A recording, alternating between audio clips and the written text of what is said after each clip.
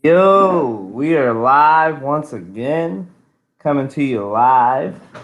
It is the Crossover Sports Podcast, episode 36. Rocking out with my boy Trey. Matt will be in here later. He is right now at a meeting, but he will be here shortly. But yeah, go ahead. So CT3, introduce you or reintroduce yourself. Um, Last week I sung what did I think I sung that Jay-Z song, but I'm not gonna do that. um, since our last podcast, did I think the finals was over at that, or when we did our last podcast, the finals was not over yet. I think by the end of that night, the finals, uh, it was decided. So um, I guess we got a lot of good stuff to talk about in terms of LeBron's legacy. Uh, but yeah, I'm looking forward to it. Hopefully, Matt can come on sometime soon. Um, we'll see.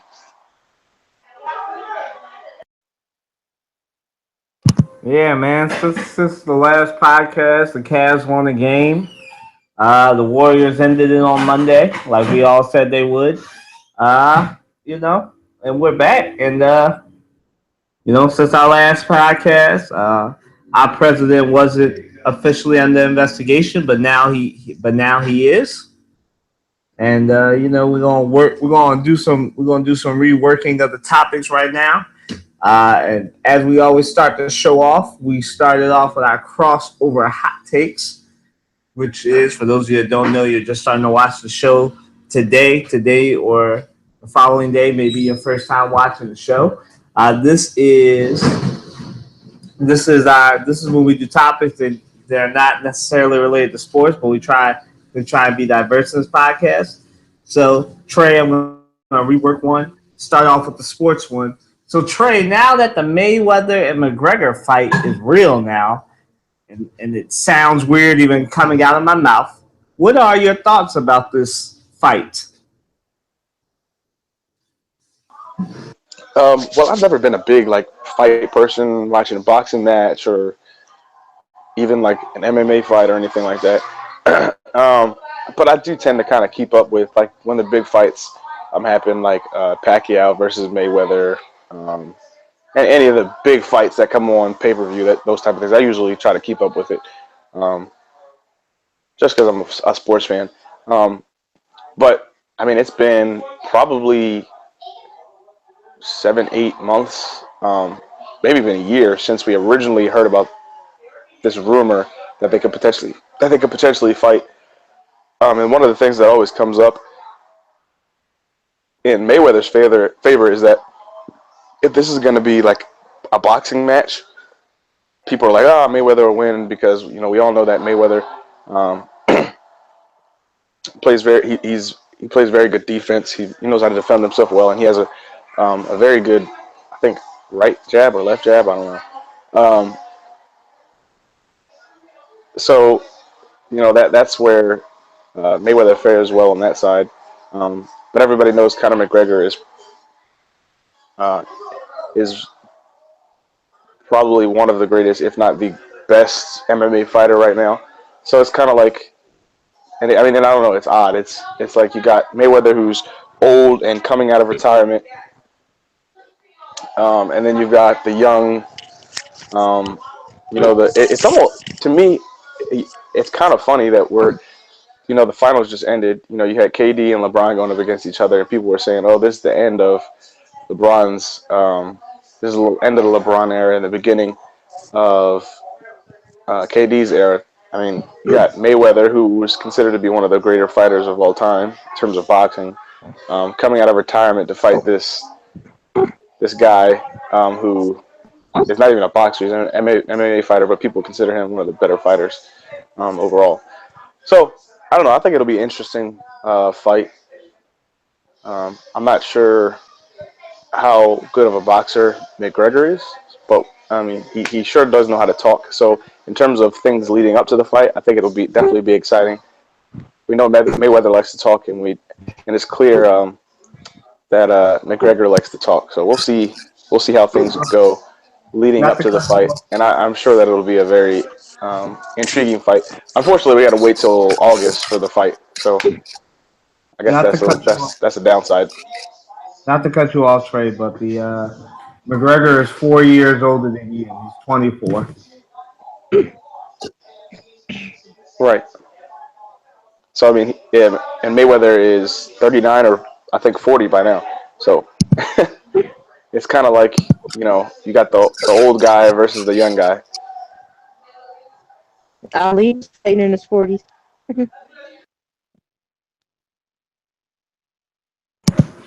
All right, so we have Amina in here. So we're on the fight that we never thought would happen. So go ahead and talk about your thoughts. Talk about what? What's the subject? I came in late. Oh, thoughts on the Mayweather McGregor fight? Man, Mayweather always filling himself up. He's still trying to prove a point that he can fight. I mean, I respect him, but I'm just not a big fan of his. I respect his hustle.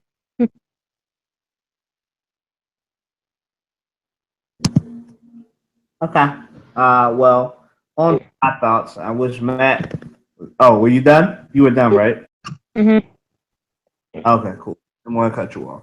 I wish Matt was here, but Matt's in a meeting. He should be here shortly. But uh, but as far as the fight is concerned, it's a boxing match, so you're putting money on anybody. I'm not a betting man. If you were, you probably need to put money on on you probably need to put money on Mayweather because Conor McGregor is deeply out of his element. But you have this thing where my black boxing fans, you might have to be careful. This dude is from Ireland, and most people you work with, you interact with, somebody's most likely Irish. So this has a tendency. This fight come August 26th, depending on how it's marketed, it could turn into Ireland versus Africa. So y'all need to be careful. Y'all know Irish, especially when they have a few, get real courageous. Don't start interacting with that. So you have that. This is a good fight. It's going to be a good fight for Mayweather, not so much for Conor McGregor, who, even though he is a talker, is deeply out of his element. I think they said he hasn't boxed since the age of 12, and he's 24. So it's been like 12 years since the last time he boxed. And yes, UFC is a mix of boxing and wrestling, but let's be real, it's more wrestling meets karate than boxing because Conor McGregor either knocks people out or makes them tap. It's not one or the other. It's one or the other with him. And since it's not a octagon match in the UFC, it's definitely going to get destroyed by Mayweather. I think most of us will agree that Mayweather is going to destroy him and earn that $200+ million that he's getting. And it's just Conor McGregor is basically getting paid close to $40 million to get beat up by Floyd Mayweather out of his element. And I think the man is getting screwed, not just because, he's in a boxing match, but then he's so criminally underpaid compared to Floyd Mayweather, who's getting $200 million. Like Trey, I'm not really a boxing guy. Like, I don't really pay attention to boxing like that. But and I'm not going to pay for this fight because, as I've said, I fully expect Floyd Mayweather to beat up Conor McGregor and McGregor not to land a punch just because of how defensive Floyd is and how he wears you out. Just ask Pacquiao. And, the fact that he's 41 means he's just gonna wear Conor McGregor out. He's gonna let all that youthful energy wear itself out, and then he'll go in for the kill. That's how I think it'll turn out. And there's just a lot of underlying things there. I want to be careful, my boxing fans. Don't rile people because we all know who's going to win this fight. But there's something called, I know there's not a such thing, but it's something called being humble in victory. And I know for some of y'all, it's gonna be like the ultimate fight. Black versus white, Irish, African American. There's going to be some underlying elements here in this fight. Especially since this is going to be the first big boxing match under the current president. So listen, don't. I said this when I started this. I'm going to say it again because I know somebody on both sides is going to take this too seriously and try to use this for something cultural and probably get their behind kicked for it. Please don't. Don't take your blackness. Don't take your Irishness too far during this fight. Come August 26th. Trey or Amina, if you got anything else to add, I'll let you jump in. I ain't got nothing to add. No, nothing. I mean, I just think I think I probably won't end up actually watching the fight, but I'm just looking forward to it, regardless of who wins. I mean, like you said, McGregor hasn't boxed since he was like 12, and Mayweather's been on retirement for under a year. So I mean, I don't know. We'll see whether his age gets to him, and McGregor with his youth can out athlete Mayweather. I don't know if that's possible or not, though, just because I mean Mayweather is such a sound boxer in terms of he's not gonna go outside of his strengths. He's gonna defend himself. He's gonna and when he sees an open spot, he's gonna get that jab in. So we'll see.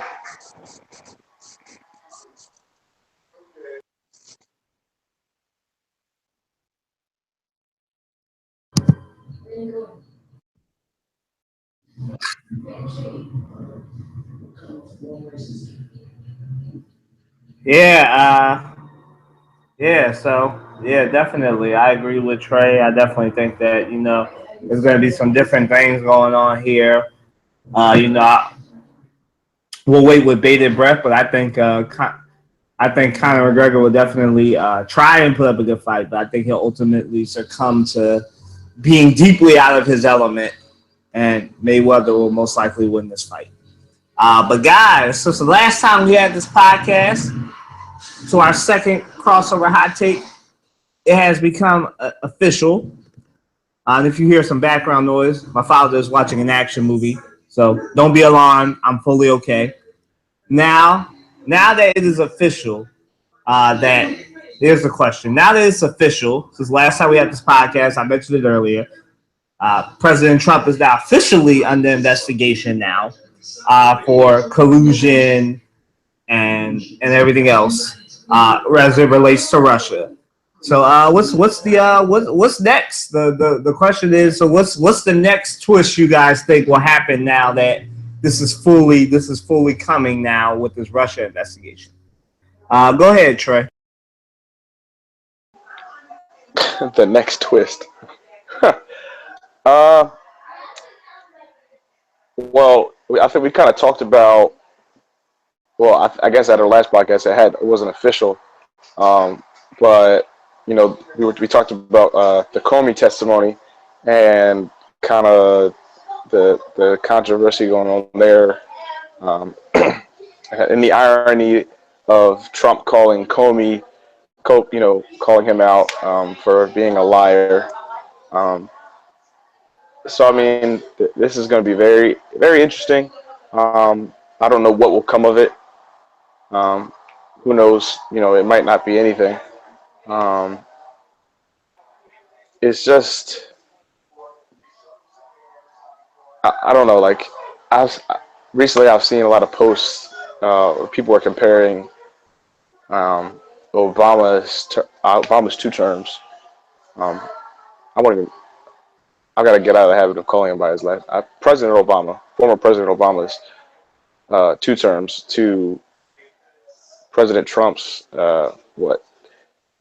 How many months has it been since January, February, March, April, May? So I think in a couple of days it'll have been 5 months. It hasn't even been half a year yet, and it's not comparable. You know, Trump has, just told lie after lie after lie. Um, President Obama never had a scandal like this where, he was under investigation for collusion with Russia. Um, I mean, it's just,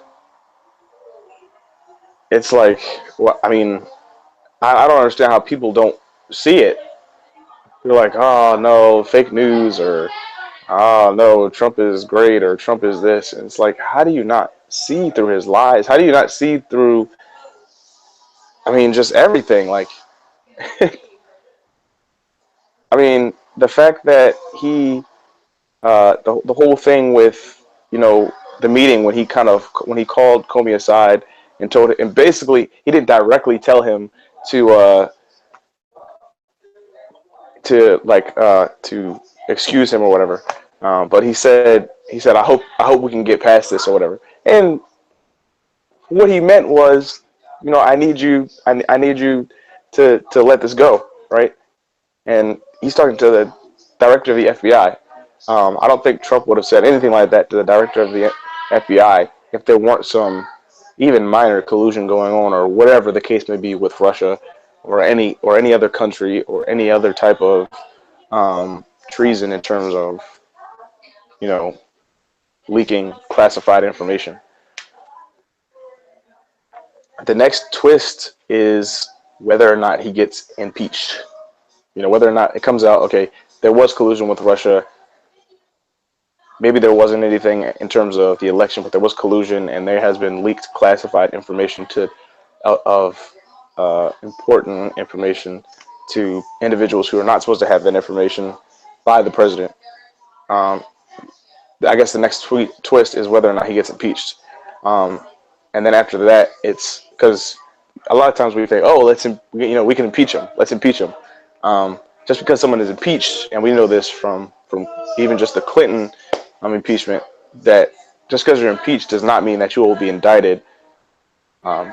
So, the next twist after whether or not he gets impeached is, will he be indicted, and will Mike Pence become president in that case? So it'll be interesting to see what happens. I want to. I feel like he should be. If you watched the Comey testimony, I mean, it's almost like they're just trying to get Trump out of this. Like they're treating it like it was just a mistake. And like Trump is like just a young, he's not a politician, so he doesn't know protocol and stuff. So he's doing all this stuff because he's kind of like a rookie, and we're supposed to just excuse it. And I'm like, no, that's not how things go. You do something that's against the law. You break, you're in collusion with another country, or you're leaking classified information. He's 73 by now, I think. That's not something that that's not a rookie mistake. That's something that's done intentionally. So we'll see what happens, and I would not be surprised if you were not, if it comes out that there were collusion, but he's not impeached, or if he is impeached, that he's not indicted. That's what that's what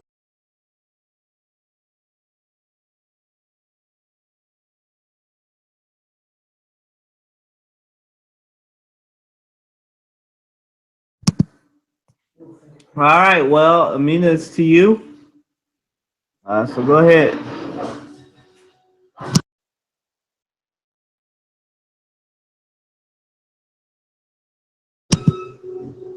Amina? Oh, okay.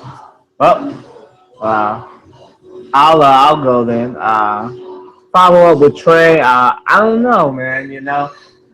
I missed the Comey hearings last week due to work, but oh, doesn't mean. But I was able to catch the Jeff Sessions testimony where he was more focused on leaks and trying to claim executive privilege, even though the executive privilege doesn't really apply to him because he's the attorney general. Executive privilege only applies to the president, which is funny. It also was funny watching him try to claim attorney-client privilege, trying to use that like he was watching a Law and Order episode before he had to go in there and testify. And I was surprised that nobody called him out on this because I heard it from a commentator that as the attorney general, he is not the president's lawyer. Even though Trump may treat him like he's the president's lawyer, he's not the president's lawyer. He's the civil servant. He serves us, the people of America. And, watching that testimony, it just made me think that there was something shady going on in that White House. And, ultimately, and then once I'm done, I'll let Amina go since she's back now. Ultimately, it just goes back to this.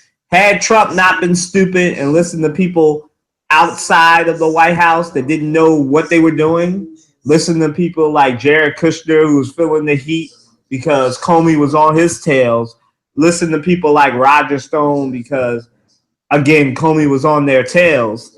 He listened to them and their frustration and said, you know what? I'll fire James Comey.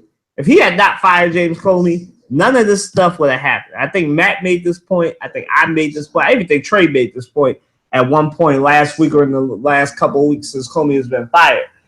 Like, when you do something so stupid, this is what happens. Donald Trump is nobody to blame for why now he's officially under investigation. And Robert Mueller put out a statement saying, you know what I'm going to do? I'm going to follow the money, which is what caused Donald Trump to be so pissed off and now want to reveal his finances because he know that now that Mueller is following the money, he's definitely going to be in trouble now. Because there have been rumors flying for years that Russians owed a lot of Trump's fortune, right? And so now he's following the money, which means most likely he gonna find Trump's debts and all that other stuff. Now, whether he does have debts to Russia or not, who knows? Only God and him know, and all them accountants. But that is going to be like, this is Donald Trump, his family, and a lot of people, to me at least, from the outside looking in, looks like they're in a lot of trouble. And really the only time he tweets is when he's either got something good / not good for the country to talk about, like that carrier deal, or when he's venting. And this is a man who just turned 71 yesterday, who's acting like he's 17, right? Right, he's acting like somebody who's all like, I couldn't have done anything wrong. I didn't do it. But everything you do is showing that if you didn't do it, you're showing yourself extremely guilty. It's like you can't handle pressure. How can you be a businessman for 70 plus years and not be able to handle pressure? So you telling me you've never been under investigation in your life? Like, how stupid do you have to be? I fired the guy. I haven't seen somebody this stupid since Nixon, and all three of us weren't even around when Nixon was about to be fired from the presidency. Like, no one is this stupid. But like I said, he only has himself to blame, and whatever the next twist is, heck, the next twist sometime soon, Jared Kushner will be testifying. So we'll probably find something out, like maybe like something deep with that. I think the next twist will be Jared Kushner related. I don't know exactly what it'll be, but I know it'll be Jared Kushner related because he's gonna be under oath very soon, probably in the next week or two. So the next twist will be Jared Kushner related. Go ahead, Amina. I know you're dying to talk about.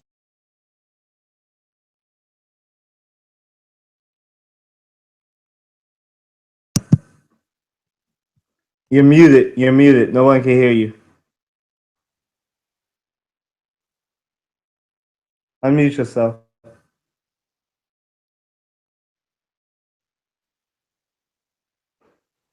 You hear me? Yep, there you go. I think this is all a big distraction. There's a bunch of stuff going on. I mean, Michigan still doesn't have clean water. Steve Harvey running around talking about, I hope that you enjoy your brown cup of water to black people. He's forgetting where he's coming from.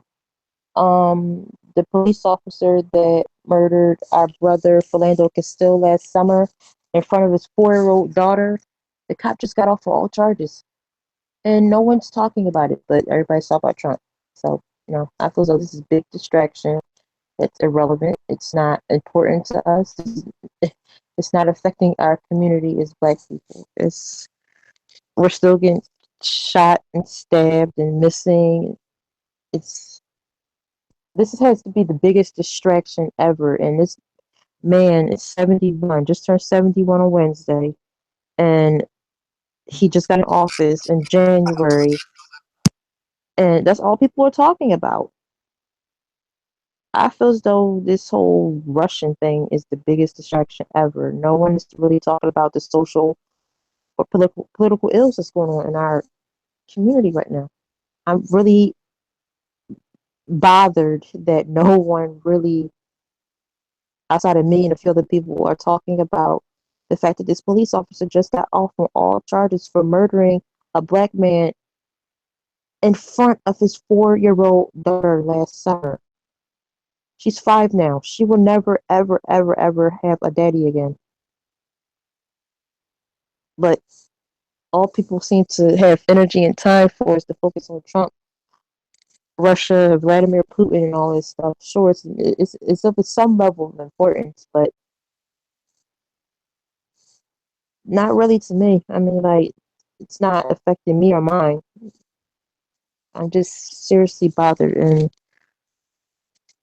we're about to enter summer, the summer season starting this week, starting.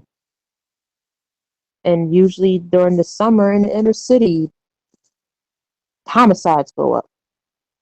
So I'm preparing myself for the first summer that will have under Trump. It's going to be bad in the inner cities across the country. Chicago is going to be bad. New Orleans, Atlanta, Houston, even here in Philly. I don't know what's going to be happening this summer with us as black people with regards to cops and everything. I don't know. Okay. You know, I'm just truly let me just end it unless Trey has anything to add. I'm truly bothered by what's like got off of all charges, and everyone seems to be focused on Trump right now. It's ridiculous. In front of his 4-year-old daughter, and that man would never get justice in a court of law for his murder, and no one's speaking about that. It's truly amazing. It's like we became desensitized, not myself, but it's the whole in the black community became desensitized to what's going on with our people, and it's not happening.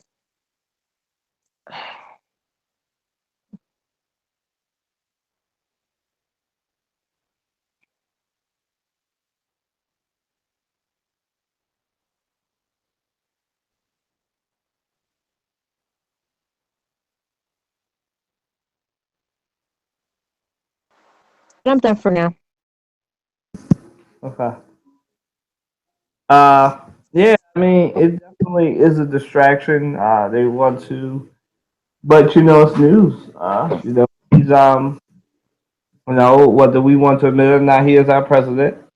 Only because of the electoral college, but he is our president, and we want him to succeed. But also, he is a shady individual, and that's most politicians. But he's more shady than everybody else, so they cover it. And he is like I said, he did this to himself. Had he not fired Comey, this could have been coming maybe a couple months later. Uh, you know,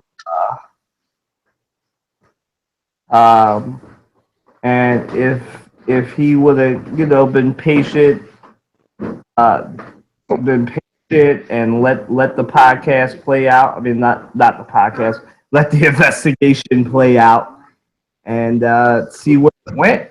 He probably would have been better off, but because of his lack of patience, lack of understanding of how government works, he's running into to obstacles, right? And this is what happens when you let an outsider become president of the United States.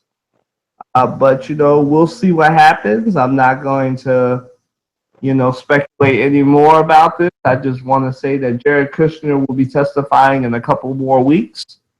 I know it's not confirmed, but they said that, he would be testifying within the next couple of weeks and before the July 4th recess.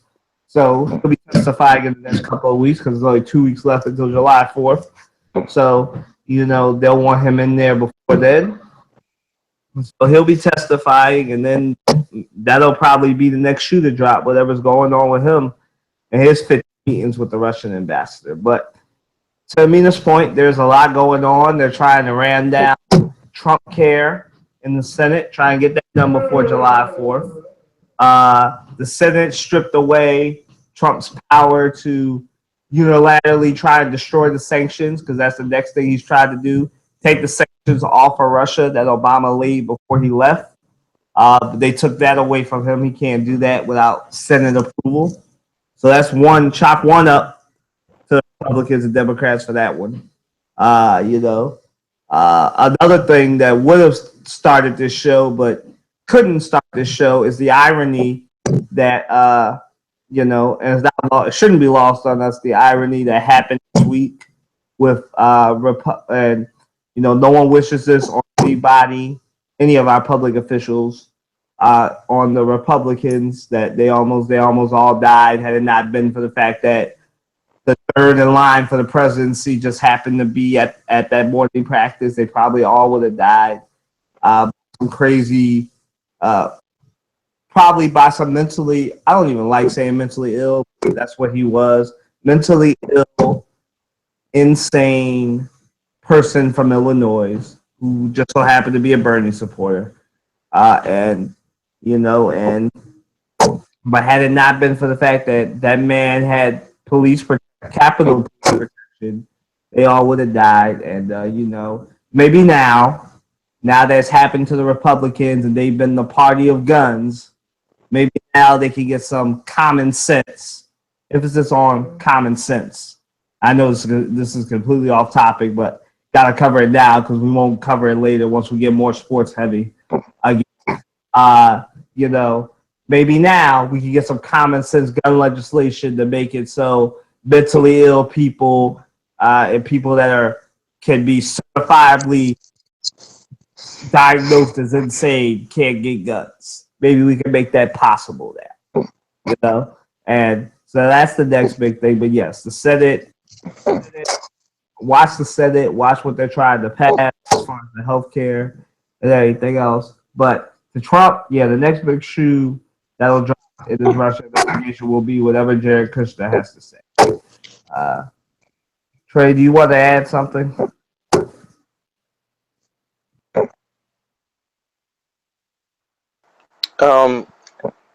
I wanted to go back to what you were saying about the Comey the Comey hearing. I thought it was funny how they kept deferring. Comey, Jeff Sessions, everybody. They kept deferring whenever they were asked a question that was semi-controversial. They kept saying, "Oh, well, I can't answer that question now. I'll address that question in this closed session." And I just thought that was kind of funny how it was like, okay, so everybody's kind of tuning into this hearing to kind of learn something about, okay, did Trump actually do something, learn about something about Comey, something intriguing or controversial, and they're like, I can't answer this question. We're going to have a closed session that's not open to civilians. So it's like, okay, what is the point of listening to this testimony or this hearing if we're not going to get any? But I don't know. I just thought that was kind of funny.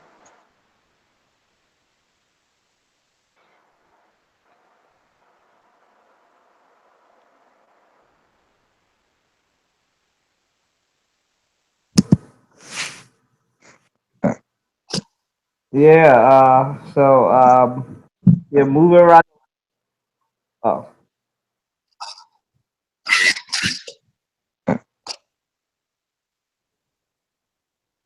Yeah. So,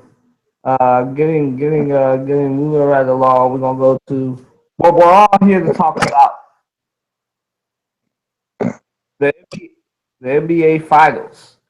So, yeah, let's talk about that. NBA Finals thoughts. I know we had a podcast earlier. Unfortunately, Trey couldn't make it, but we talked about this. And Amina and I blew our finals load on that one, but we'll repeat it for him, for our listeners, and for Trey. So, go ahead, CT3. Go ahead with your thoughts on the finals. I, as most of you know, I was rooting for the Cavs, right? That does not mean that I don't like the Warriors. I'm not a Warriors hater per se. Um, I do like Steph Curry. I think at times and Kylan pointed this very well a couple podcasts ago. How he's kind of what's the word I want to use? He's kind of been babied or coddled is the right word throughout his career, um, and so that kind of brings about a little bit of dislike for Steph Curry um, and the Warriors in general. But as in terms of finals, um, I thought originally my original thought of going way all the way back to last year after the Cavs came back from the 3-1 deficit. I thought that with the Cavs chemistry, the way the team was set up last year, before they added Darren Williams, Kyle Korver, I thought that they had enough um, to beat the Warriors. I thought their chemistry and LeBron's will to win and Kyrie Irving and then Kevin Love, doing his thing, whether it was hitting threes or getting offensive rebounds, that would be too much. And then Tristan Thompson as well. I thought it would be too much, and that the Cavs would, um, repeat. Not necessarily in an extremely convincing fashion. I thought it would go to 7 games. Um, but what we saw and what I thought would happen was two different things. Game one, Warriors blow them out. Game two, I think it came down to the wire, I believe. Or was that, no, excuse me. Game one, game two were blowouts. Game three came down to the wire.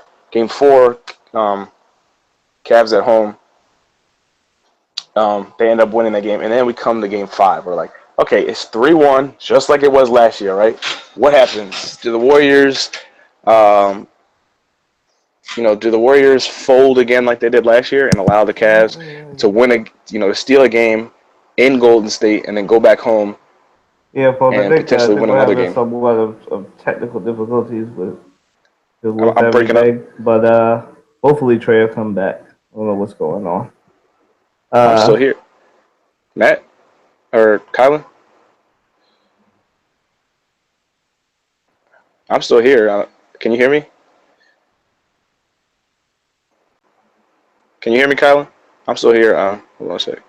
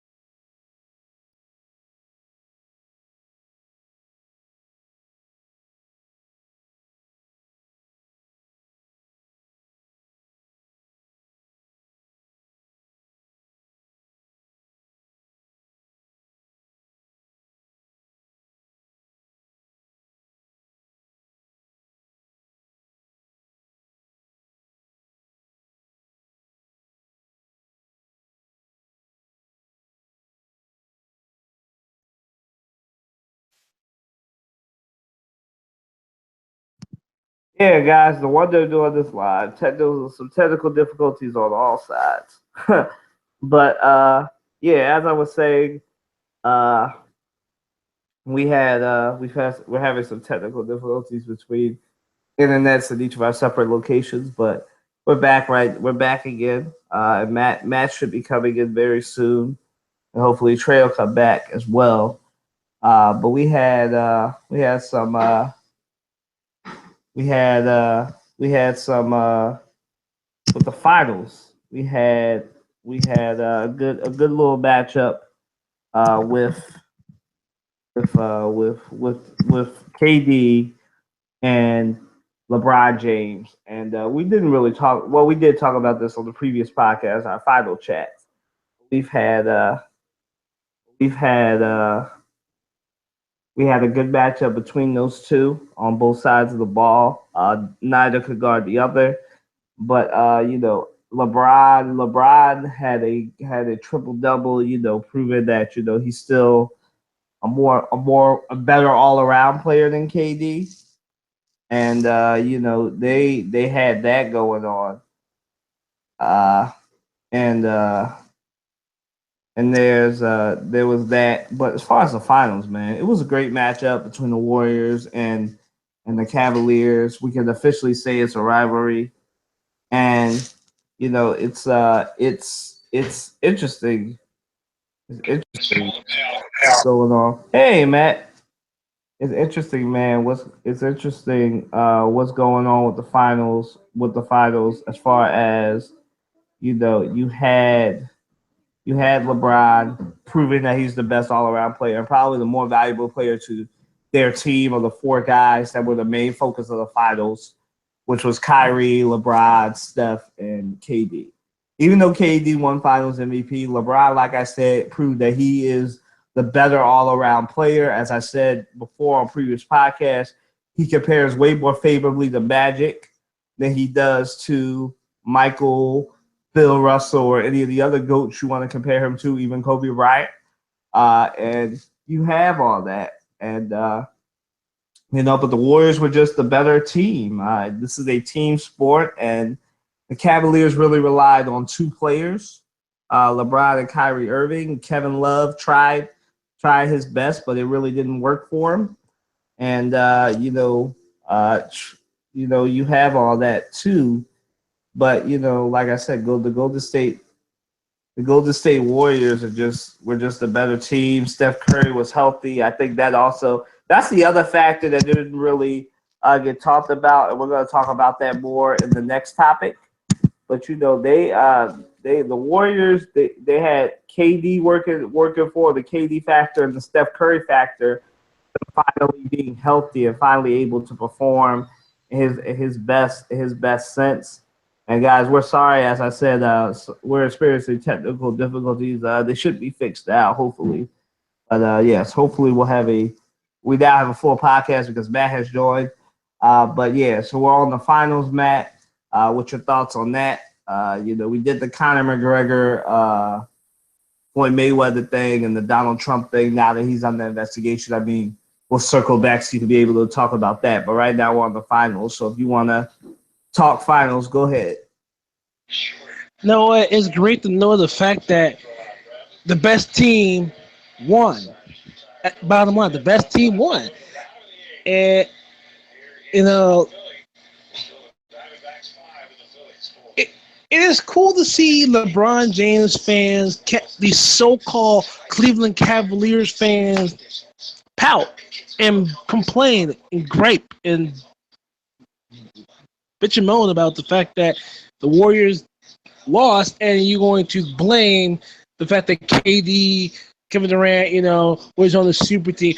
I said this in the finals podcast. I'm going to say it again today. The fact that the better team won, and that's a homegrown team there. That's Golden State, but that's neither here nor there. Finals, the finals itself, Golden State did what they're supposed to do. Starting with the offseason, they signed Kevin Durant and went back, which for them, they reloaded their gun, got back to the finals, and did what they're supposed to do. Kevin Durant clearly was the Finals MVP. Clearly, it's not about the numbers. Numbers aside, Kevin Durant was a bigger Finals MVP than LeBron James because if it wasn't for Kevin Durant, we would still be watching the series right now. This would have gone 7, but because of Durant, it went to 5. And like I said, stats aside, when it was called for him to take over the game, he took over the game. We haven't had LeBron sign since Game 4, so what's up? But that finals pretty much said, hey, the Warriors did what they were supposed to do, reload the gun, win the series, and that's it. They did what they're supposed to do. If anyone got a problem with that, that sounds like a personal issue to me. So I thought the NBA Finals was as expected in 5, and I thought it was a pretty competitive series, given the fact that it went 5 games. So with that being said, if any one of y'all Cavalier fans, LeBron fraud fans, got anything to say, hit me up on Twitter at Small Red Horn. Nothing to do. Yo, they didn't like. I put this. Y'all saw on my Facebook that I put out an open casting call for any LeBron James fan to come in, or any Cavaliers fan to come in here and defend the legacy. But nobody took me up on it. I had one person like the status, and I was sitting there like, oh, nobody wants to come on and defend LeBron. But moving right along. Amina looks like she wants to say something, but she's muted. You're muted. Unmute yourself.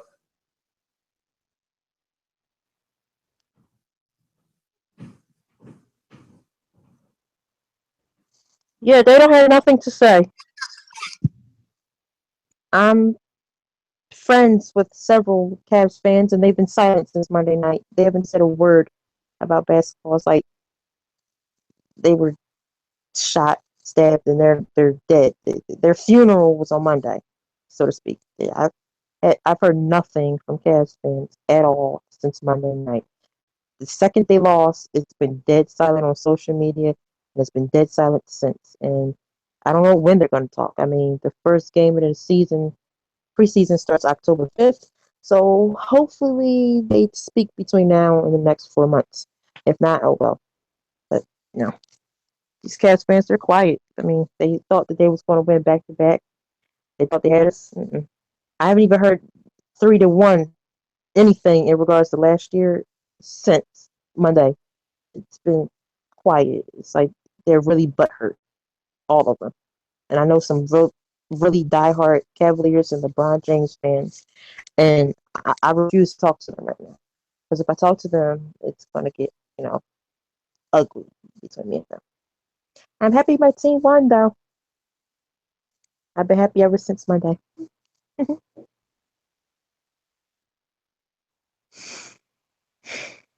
Happy fan. I got a question. I wanted to jump in because the I'm not a Cavs fan. I am a LeBron fan. I'm a Heat fan, but I think it's Fraudulent. because I'm a Miami Heat fan. Yes. Oh, whatever. I'm a Heat fan. I'm not a bandwagon fan. All right.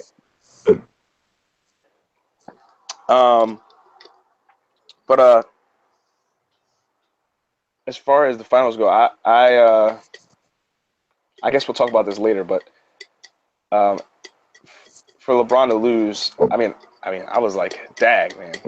I mean, that was probably like a dagger to any Cavs fan or LeBron fan, and to him himself and the rest of the team, because they felt like they could win, they could beat the Cavs, and every time, even in the last, I'll say 3 minutes of Game 5, it looked like the Cavs. I mean, they got it down to I think 5. I think actually to 3 at one point, and every time it looked like the Cavs could kind of, make a push for the lead or even tie it up. Kevin Durant hit a big shot on the other end of the floor, and I mean, I got to give it to Kevin Durant. I mean, as much as I was kind of on the fence about his decision to make the Warriors even more of a super team, I mean, he showed out in the finals. I mean, he scored more than 30. I think he scored more than 35 every single game in the finals. I mean, every time in every game where it looked like, oh, the Cavs might do this, Kevin Durant came up big for them. Even in game 4 when they lost, Kevin Durant seemed like the only player that wanted to win that game. It was almost like everybody else tossed that game. So, I mean, I got to give it to Kevin Durant and the Warriors as well. I mean, they won fair and square. I'm not the type of person to say, oh, well, this is a super team, blah, blah, blah. LeBron had no help because he did have help. The big three of the Cavs was healthy. So it was just that, and what the Warriors had was too much.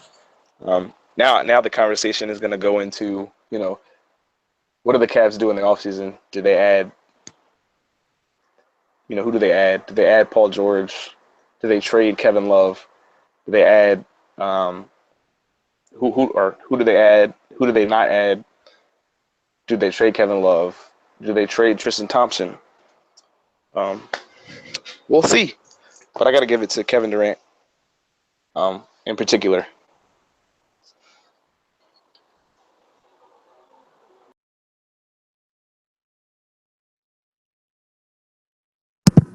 All right, Matt. You had a question to ask, so ask it. Ask away. We can move. Yeah, I was wondering for a minute, like, who's your actual NBA team in the first place?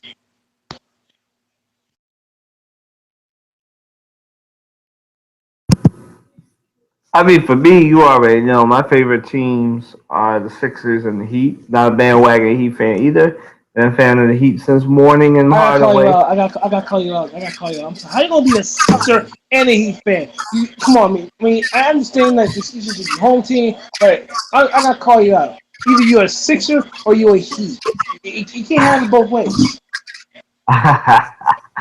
Listen, man. I always rock out with the 76ers. You already know that. So that's the hometown. But they ain't playing because let's face it, we haven't seen playoff 76er basketball since the year 2010 when Derrick Rose destroyed his knee at the center. And, so the Sixers haven't been to the playoffs in 7 years. So But it doesn't give you the right to jump ship. I haven't jumped ship. I'm still a 76ers fan. But I like the Heat. The main team is the Sixers. Hometown team will always reign supreme. And that's it. You already know. Amina's is the Warriors. Trey's is the Heat. Yours is the Sixers. And just a Warrior since when?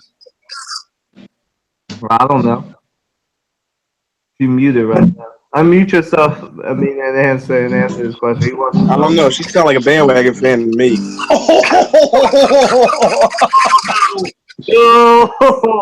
No. That's mean. No. You're muted. You're still muted. Yeah, I used to be OKC fan. You're muted. Shots fired. Shots fired. See, if you don't know what Run TMC is, you ain't a Warriors fan. Oh, listen. Look. I'll admit the fact that I used to be a Bulls fan back in the day when I lived in South Carolina, but once I moved to Philadelphia, I became a Sixers fan after Jordan retired the first time around, okay? I'll admit to that part. Hey, you can't have it both ways. No. I haven't been a Bulls fan since. I respect the team, but I've never been a Bulls fan since then. Yeah. I was around. We drafted Sean Bradley in the first round. That was embarrassing. Oh, Jesus. But we're not gonna talk about that. Jesus. We're not gonna talk All about right. that. All right. So shots. We're good now. We're having no technical difficulties. Everybody's firing shots at each other. What's a podcast without somebody firing shots, right? But we're gonna move on. We're gonna move on now. So, guys, I know I asked this question a couple months ago. This was so long ago. Amina hadn't come on and become a contributor yet. That's how long ago this was. But I need to ask it again, especially now after they just won the title. Is Steph Curry the main reason the Warriors are successful? I'll start this off, and then we can just go down the line. Yes. Now, I find it funny. You know, the irony is that this question, like most of these questions, come from, I don't know, you get to watch First Take because I'm at work when it comes on. Stupid 10 o'clock showings. But Stephen A. Smith, not recently, like in early January, said that the Warriors could win a title without Steph Curry, right? And Steph Curry is an integral part of the Warriors. The reason why that works is because Steph Curry was on his Dwayne Wade. He won a championship before KD got there, and he swallowed his pride. Now, he is a Christian. So he swallowed his pride and said, you know what? We lost in devastating fashion to the Cavaliers. We need an extra piece. And I give you my permission to let KD come on to my team to make it better, right? That doesn't work. This team doesn't work if KD plays like Russell Westbrook. I mean, if Steph Curry has the personality trait of Russell Westbrook, or somebody else and says, like, you know what, I can do it without him. We don't need Kevin Durant, right? The whole thing doesn't work. Even Steve Kerr has said it. Kevin Durant has said it. Draymond Green has said it. Everybody will say that the reason why that team works is because Steph Curry is an unselfish player. He passes the ball. He's not selfish. He doesn't hold the ball. A la Kyrie Irving, to dance and waste a shot clock, give you only like 9 seconds to get a good shot off. He doesn't do all that. The ball passes around, everybody gets a chance, and the best guy who takes the best shot gets the chance to do that. And that this team doesn't work, and this is the most important point I'll make. This team doesn't work without Steph Curry's unselfishness. And that unselfishness was built into him by his NBA daddy, by playing at Davidson, and then becoming a Golden State Warrior. This is what is built. Because Steph Curry could very much be selfish. I know Steve Kerr told him to be more selfish as the season progressed because he was deferring to Kevin Durant a little too much. And you saw that in the finals. Like, he would take his moment. Kevin Durant would take his moment. But you know how important Steph Curry is. After KD won the title, the first hug was his mama and his brother. The next hug was Steph Curry, because he knew he wouldn't have been there had Steph Curry not helped that team carry him throughout them 30+ games that KD missed. I said this. I think I said this a couple months ago after KD went down, and I think I wasn't the only one that said it. But the best thing for that Warriors team was to lose Kevin Durant for a little bit, because I think they had lost their way a little bit where they all were deferring. But during them 30+ games until like mid-April when he came back, they were able to get back to Warriors basketball, get back to predominantly playing through Steph Curry and letting the offense filter out through that. You have to remember that this is a Steph Curry-built team. This is a team. See, this is how the Thunder should have been, right? A KD-built team that benefited Russell Westbrook, and not the other way around, a Russell Westbrook team that didn't benefit Kevin Durant, right?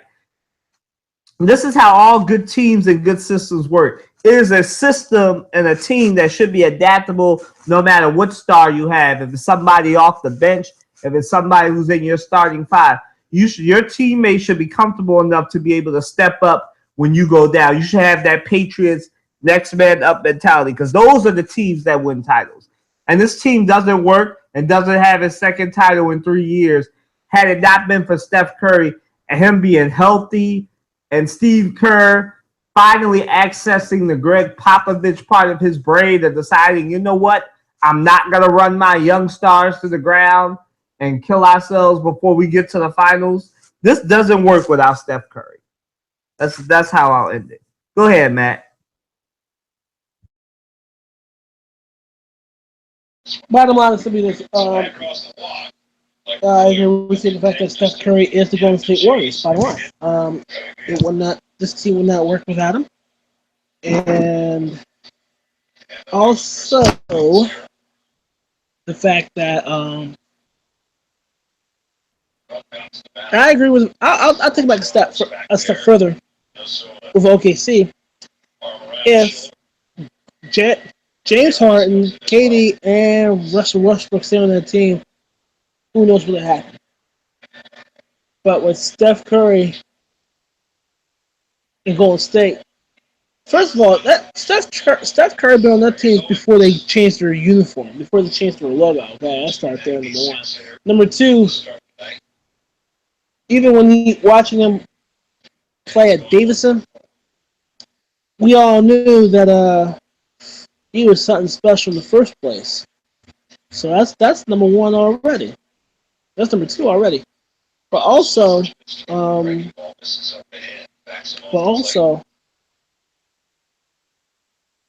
what's the difference between Steph Curry and say any other point guard in the NBA is the fact that good bad shooter. He takes bad shots very well and can make them. He's the type of guy where you know what? Without KD, you have to watch out for Steph Curry and Klay Thompson and sometimes Draymond Green on a good day. Shooting the ball. But the fact that you add Kevin Durant, I said, okay, I gotta watch for Kevin Durant and these guys. So the fact that you add another shooter, you add another dimension shooting-wise offensively, so you have to stop somebody. You can't stop them all. It's barely possible. It's barely impossible. So, so with that being said, I gotta put this with him adding KD to that team. You just add another weapon to the arsenal. Now, I disagree with this. If you want to go for the record, winning 73 games, go for it. And that's what they did. They gambled. And unfortunately, they got hurt in the process. They lost Draymond Green game 3 or 4, one of those 2 games. But it happens.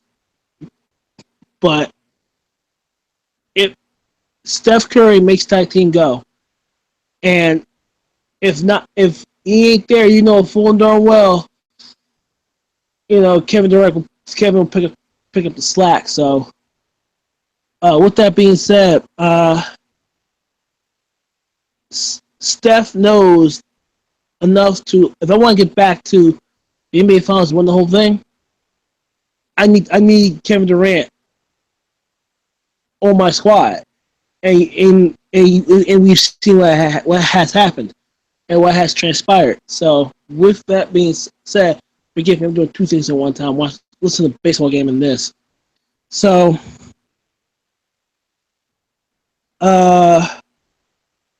with that being said,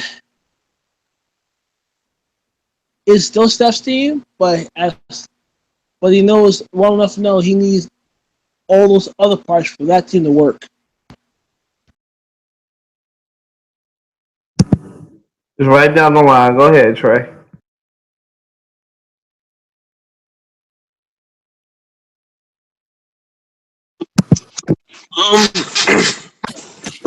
I think he's a very, very integral piece of their core. If you go back Steph Curry's been in the league what now?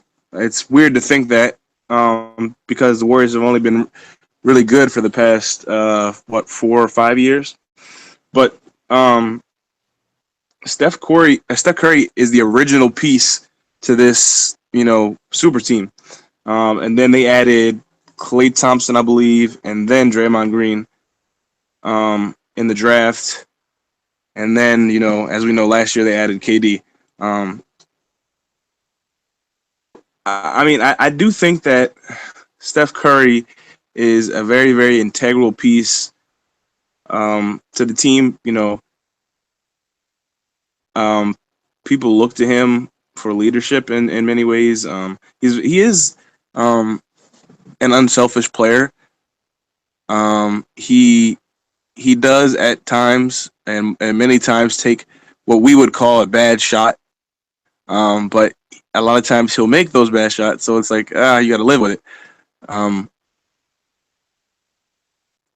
Another thing that I've seen from Steph Curry, in particular during this finals, he was hustling. He's not a great defender, but he was hustling on defense.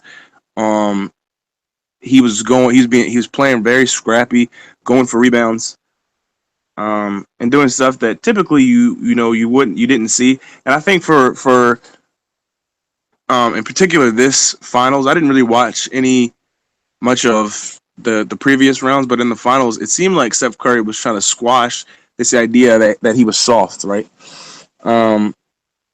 Because to me, I saw a different Steph Curry. Steph Curry, although in terms of points and all that, I think he was actually the fourth leading player. I think it was KD in terms of points, then LeBron,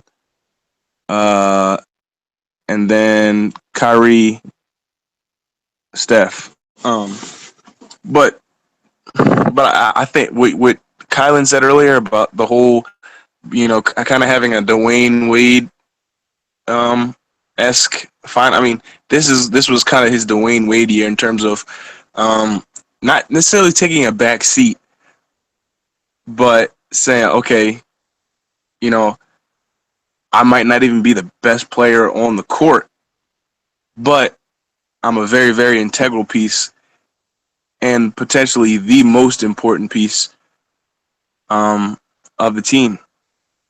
And I think a lot of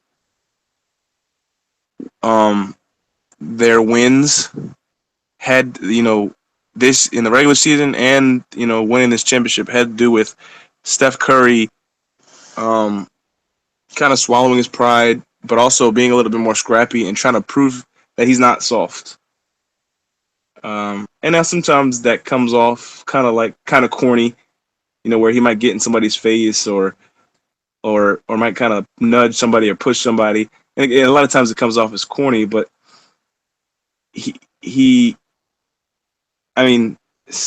without Steph, I don't think that they win. I think that they could win a championship without Steph. But that's not to say that Steph is not an important piece of their championship team. That's really all. Because I think with that team, I take that back actually. Now that I think about it, because there's really nobody else who can handle the ball the way that he can on the team and will be able to kind of facilitate the offense. So I take that back. Without Steph Curry, I don't believe that they would have won the championship.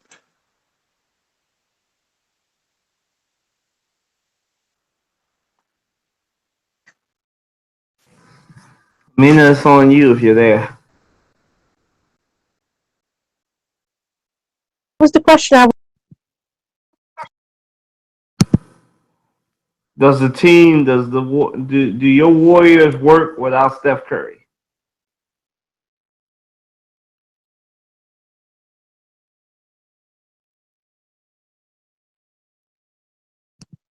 I always forget this. You're muted. No one can hear you. In terms of what? In terms of just the team's success, the team Are the Warriors without Steph Curry?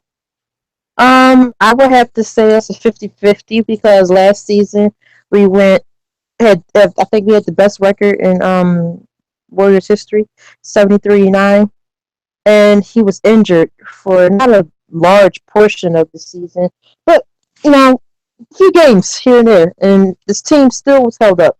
We didn't even lose double-digit games without him with injured. Um, I think he's a large part of the team's success. I mean, he was a member of the 2009 NBA draft 8 years ago. So he's been with the team almost 10 years. And when he came to the team 10 years ago, almost, the team really truly did need him and the others that were drafted since. So I would say, like I said, 50-50. I mean, he's the face of the team. When people think of the Warriors, they think of Steph Curry. It's just how it is. Can they win games without him? Yes. Are the games different without him? Yes. Is he needed? Yes. Will the team suffer in his absence? Sure, they will, because he's their point guard. You know, he's the face of the team. He shoots threes, and that gets the game going, gets the ball going.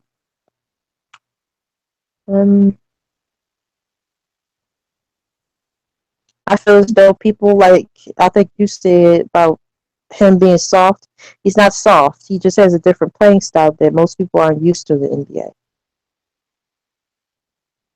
He's he has great things to contribute to the team. I mean, he's only 29 years old. He'll be 30 next March. He has a lot of years in him left. So he does his part. He plays his part. I mean, he's no big eyes or little U's on my team. Everyone plays their part. And that's how we won twice less than 5 years from teamwork. There was no one member of the team versus everyone else, unlike the team we just beat twice in less than 5 years.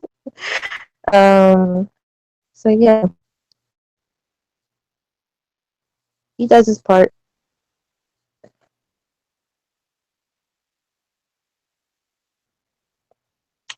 He contributes, and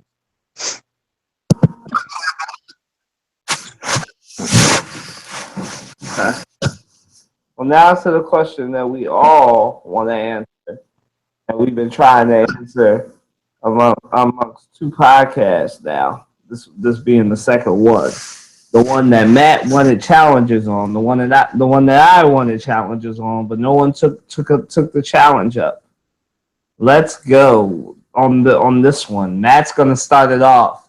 So Matt, the one that we both have been raring to go on. Does Bron's finals record matter when comparing him to MJ? Take it away, Maestro. Does LeBron's record compare to Michael Jordan's record? What comparison? What are we talking about? We're comparing apples to oranges here, okay? It's Michael Jordan of the 90s. You have LeBron James of the 2000s, 2010s. Can you please explain to me why are we still talking about this nonsense called the greatest of all time, okay? I'm sorry to tell you. The difference between Michael Jordan and LeBron James is the fact that Michael Jordan did not lose. He never lost the finals. Not one time, okay? Let's put it that way, okay? Number one. Number two, this man LeBron James with the 8 straight finals. 8 straight finals. Guess what? He's 3-5. One game worse than Magic. And, oh, by the way, Bill Russell went to more NBA finals and rattled off, I think, 9 wins. If you're going to be the greatest of all time, you need to take over the game when it's called to do so. And this man has failed when it came time to step up. I mean, there are 10 times in this finals where I was expecting him. I see the window of opportunity for him to take over. And you know what? With the exception of Game 4, I did not see it. I did not see it at all. Okay? history has not lied. History has not pretty much lied at all. We cannot compare Michael Jordan to everything else, even though he is the bar that there. I'm sorry to tell you, Michael Jordan is everybody else. He is a once in a generation type of ball player. LeBron James, he's up there too. Unfortunately,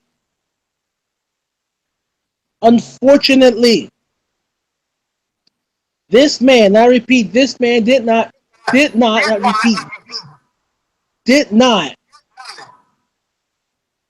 lose a game. That's Michael Jordan. He lose a game.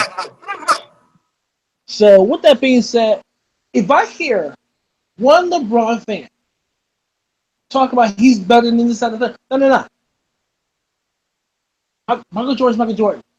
Magic's Magic. Bird's Bird. Doc is Doc. Wilt is still Bill Russell. They're all different.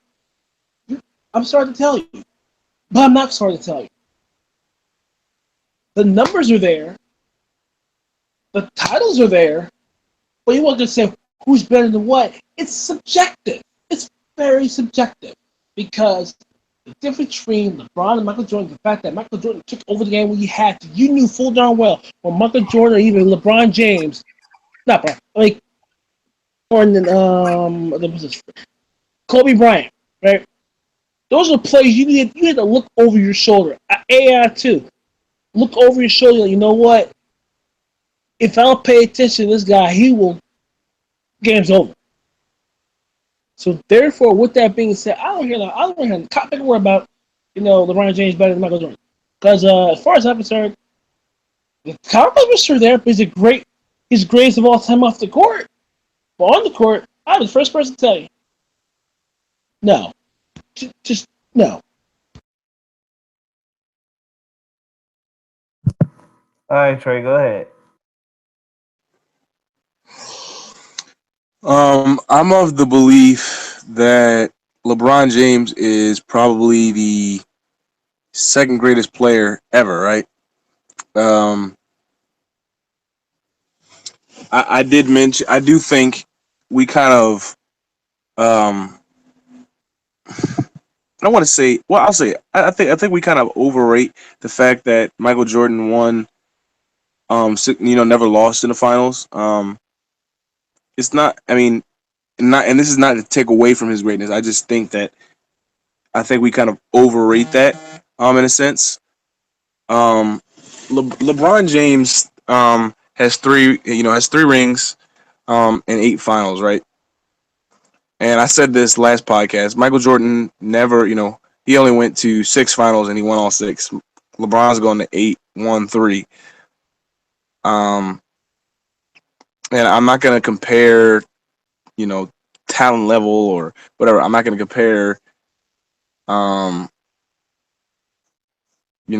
level of competition. All I can say is that LeBron James is the greatest overall all-around player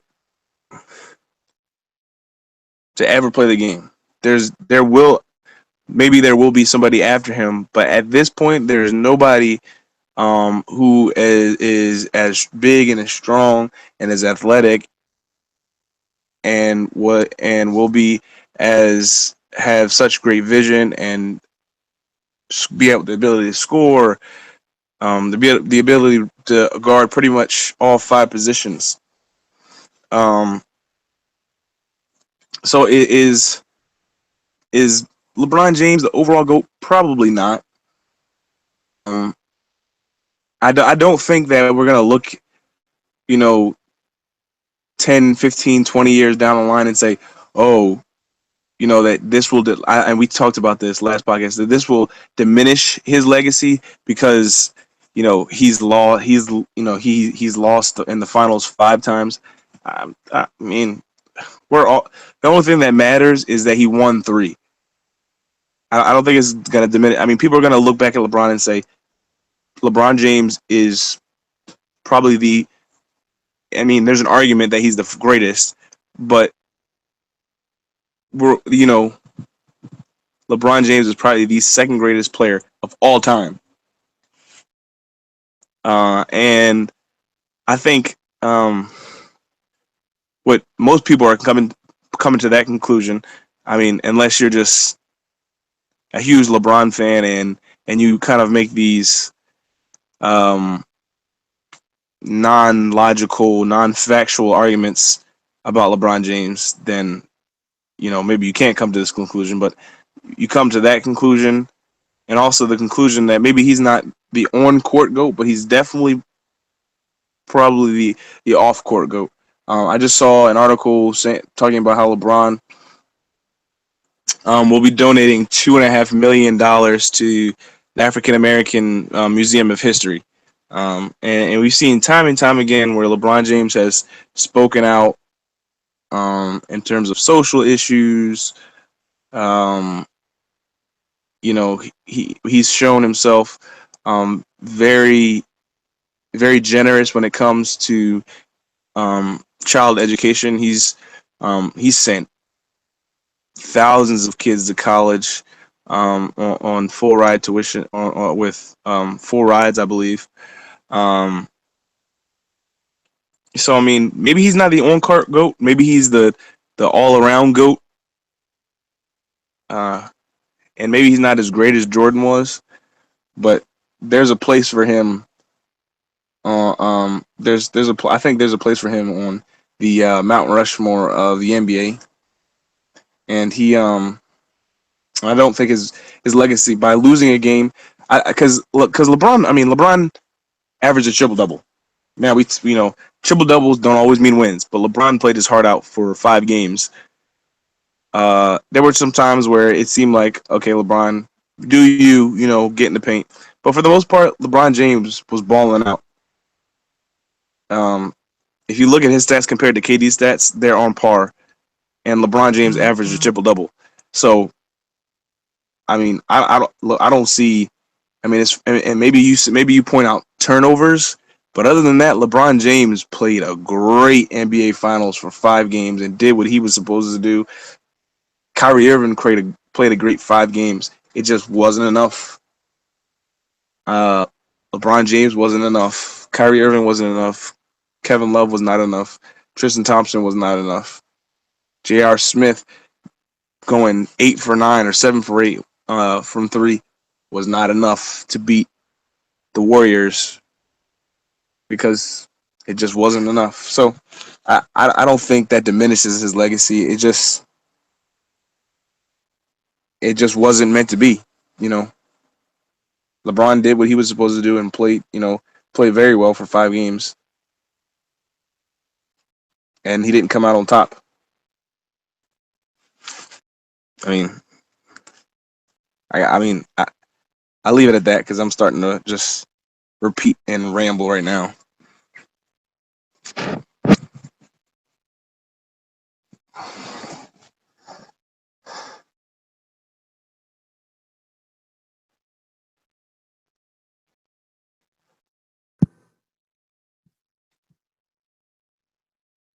Trey, are you done?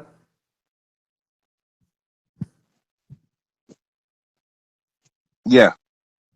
Trey? Oh, okay, he's done.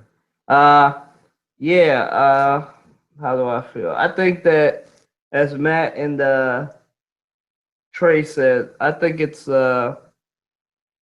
definitely LeBron is the off the court GOAT. I definitely think he's a top 4, top 5 player. He's definitely in my top 3. He's not above Michael. He's not above. He would be number 2, but he doesn't have what Kobe and Michael had as far as the killer instinct. That's the one thing LeBron doesn't have, that killer instinct.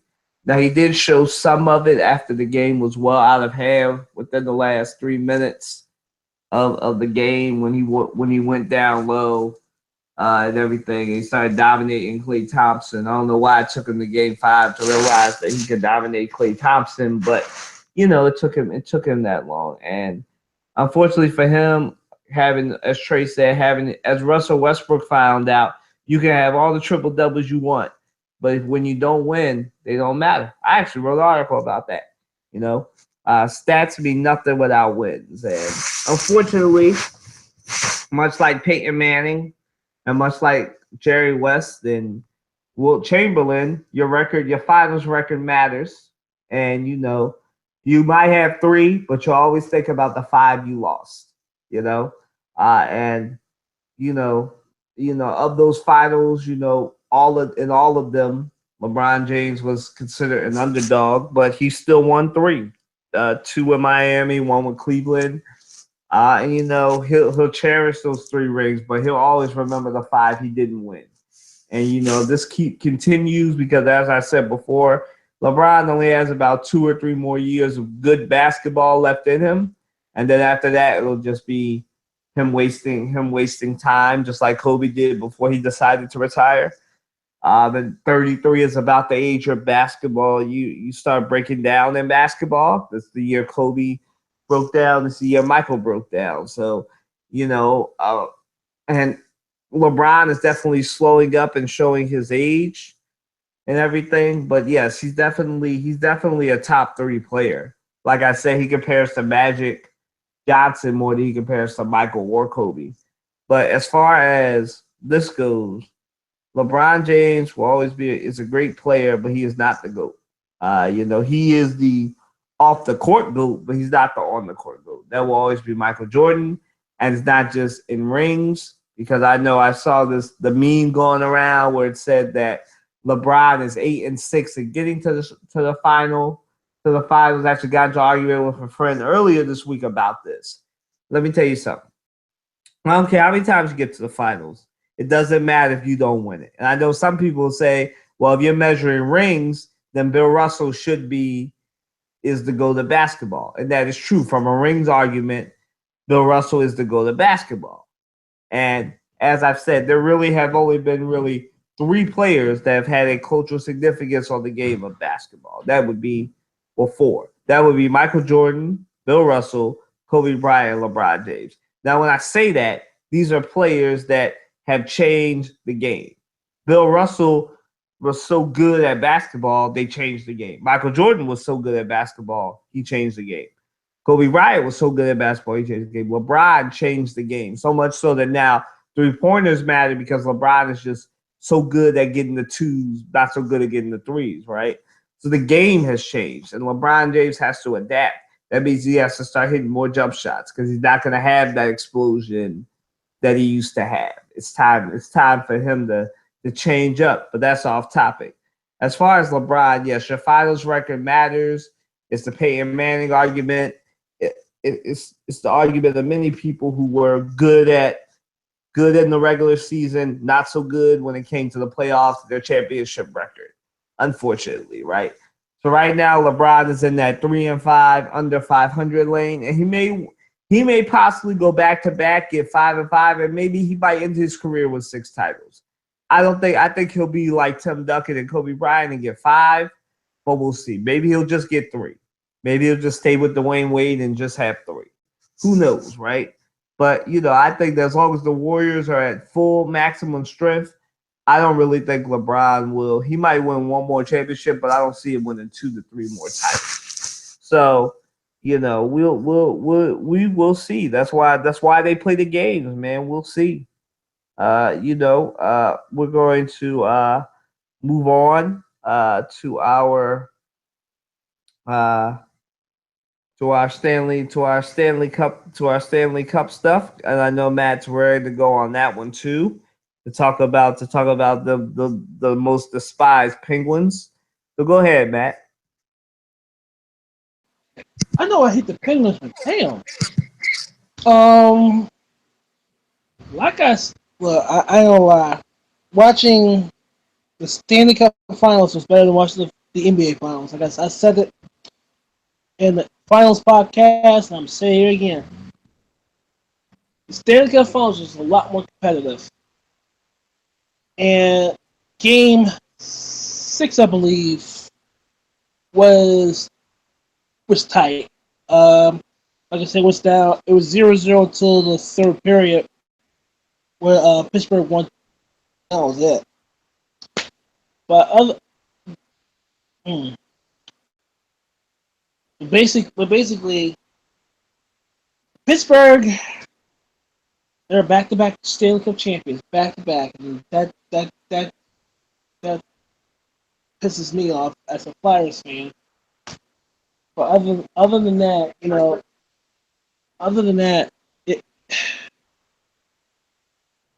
how can I put this nicely? Gameplay was worth it, and if you did not see at least one game of that series, I think you missed out a whole lot. Especially when a 6-0 blowout in Game 5. Third period was nothing but the third period is basically a statement. It was letting Nashville letting Pittsburgh know that you're not gonna push us around. We won't, by the time I get to Smashville, which is Nashville, we're gonna let you know about it. And they gave Pittsburgh everything they got, but like I said, they beat them. Bottom line. Defensively, Nashville was a better team defensively in my book. However, it's Pittsburgh that had the offensive firepower with Sidney Crosby as the best player in the game, and barely heard his name, but it's his teammates that bailed him out, especially. But the one thing I took out of that series was the goaltending. Spectacular goaltending. It was the best goaltending I've ever seen in a long time. And when you try to win Lord Stanley's Cup, man, it gets real. It gets real. It is one of the most coveted trophies in all of sports. I mean, Larry O'Brien trophies won. Yeah, that's nice. The Commissioner's Trophy in baseball, the Lombardi Trophy in football, but something about the Stanley Cup is special. It's something about that cup where everybody, when it's in the building, the place goes crazy. Fans from both arenas were chanting, "We want the cup! We want the cup!" But because that Stanley Cup is basically never rings aside, your name is engraved on that thing forever.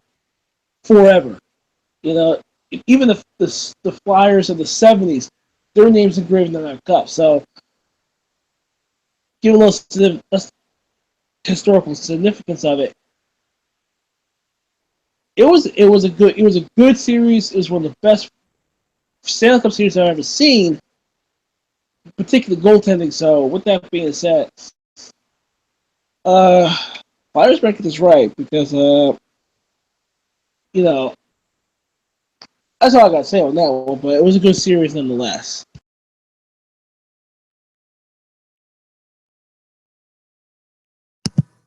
All right, Trey, you got anything? You got anything to add on hockey?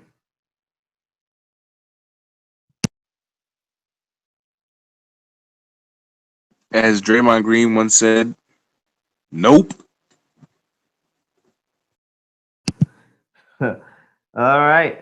Yeah, Matt pretty much covered it. Congratulations to the Pittsburgh. I was about to say Steelers, Pittsburgh Penguins on winning back-to-back titles. The congrats to them. That's about it. Nashville, you have a lot to work for. And you'll come back. You have PK Subban, one of the best players in the NHL, so you're definitely gonna do well as well. So we're gonna move right along. So Matt did the hockey portion of his segment. So you got any baseball for us, Matt? Explain to me why in the hell is Phillies team keep losing? I had listening to WIP. Somebody brought up the fact of Michael Saunders, and literally he's batting Mayor Muffin, one of the two, a 0.63 batting average. 0.63. Why is he on my team? 0.63. I hope that was last season.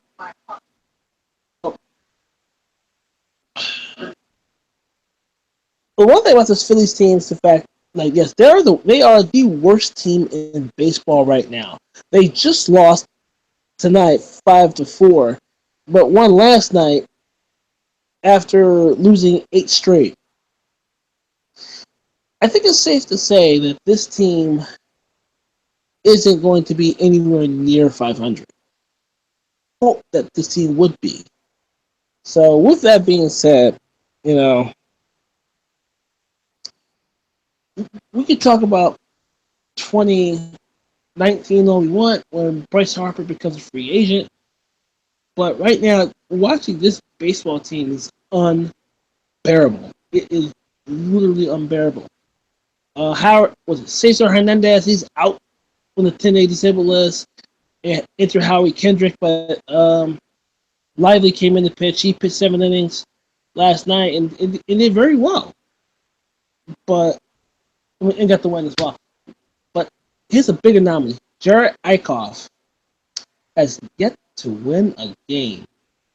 Has yet to win a game, and he's the ace. He's the so-called. He's basically the number one pitcher. I'm not gonna call him an ace.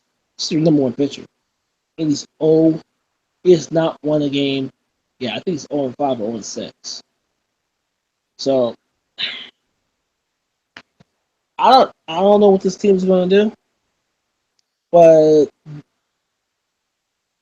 and the clamoring for bringing up the young guys now is getting louder and louder and louder, and I'm afraid as a baseball fan, don't bring them up yet. Do not bring them up yet because this team, you bring them up too early, it could hurt you in the long run. But I'm also thinking if Howie Kendrick plays well, continues to play well, I trade him. I would trade him. Nashik, the same thing. I would trade him because the July 31st deadline is coming. It will come soon, and we need to get rid of some debt weight. That's how I feel about it. We are selling, and we're selling to the highest bidder. So for the Phillies, that's all I got. Major League Baseball, I'll get to that later. All right, well, moving right along then to Trey. This is a story that Trey alerted me to, or else I probably would have missed it until it was covered on the 6 p.m. edition of Sports Center. So we're gonna have Trey start this one off. Louisville was finally handed sanctions and stripper gate and not taking classes gate at Louisiana. So the team had to vacate wins from the last 3 to 4 seasons where a player who was ineligible, just to run through Louisville's punishment before we get the fellas' thoughts. Louisville has to vacate wins. Y'all know the NCAA loves trying to do a Men in Black on us and make us believe they did it to Penn State. They're doing it to Louisville. Make us try to hold the device in front of us to make us forget, these things are not as they appear. Trying to make you forget that Louisville won some games. So they lost out on some wins. Rick Pitino suspended for 5 games. To be fair to Louisville University, they are appealing. Now, will they win the appeal? Who knows? But they are appealing, just to be fair to them. But we're gonna let Trey start. So go ahead, Trey. So what are your thoughts on these sanctions? I mean, we kind of talked about, the whole idea of sexual abuse or sex scandals on a lot of campuses, and in some ways, I think the NCAA is doing the right thing, and in some ways, they're not. I don't know, of Rick Pitino's specific involvement, and a lot of times in situations like this, it's a case where somebody, it was like, they saw or maybe heard of stuff going on and covered it up, whatever the case may be. The fact is that Louisville has been given 4 years probation, 5 games. Rick Pitino is suspended 5 games as part of the discipline. So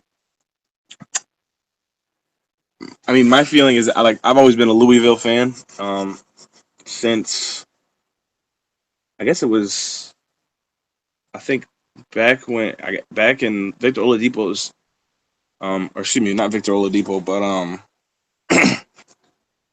wow, I can't think of his name. Going back to Peyton Siva, when Peyton Siva was playing for Louisville, I kind of took on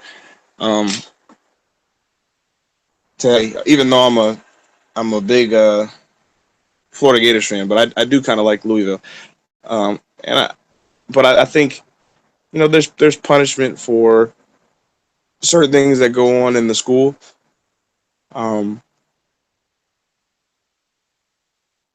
Now the problem that you have with stuff like this is Louisville's going to begin to lose recruits, and you're going to have players who are probably going to transfer because they're like, okay, my chances of winning a national championship are slim now, or you can't because they're on probation.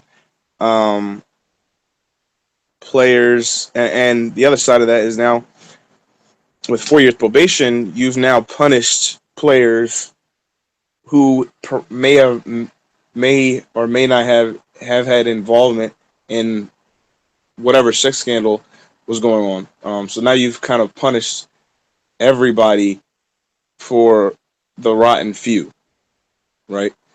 And to me, that's always a touchy subject. Like, I have a big family, right? So sometimes something goes wrong. Somebody breaks something and nobody wants to confess, right?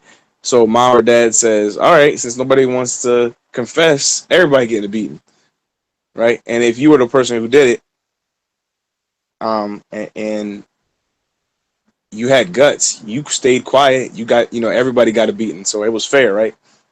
But if you were, so I mean, but sometimes, sometimes everybody gets punished for with, five or, a group of 30 people gets punished for what 2 people did. And I mean, unfortunately, that's how things go. But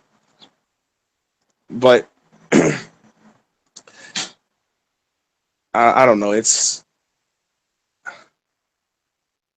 I mean, even going back to like what the NCAA did with the Fab Four, was it the Fab Five, whatever.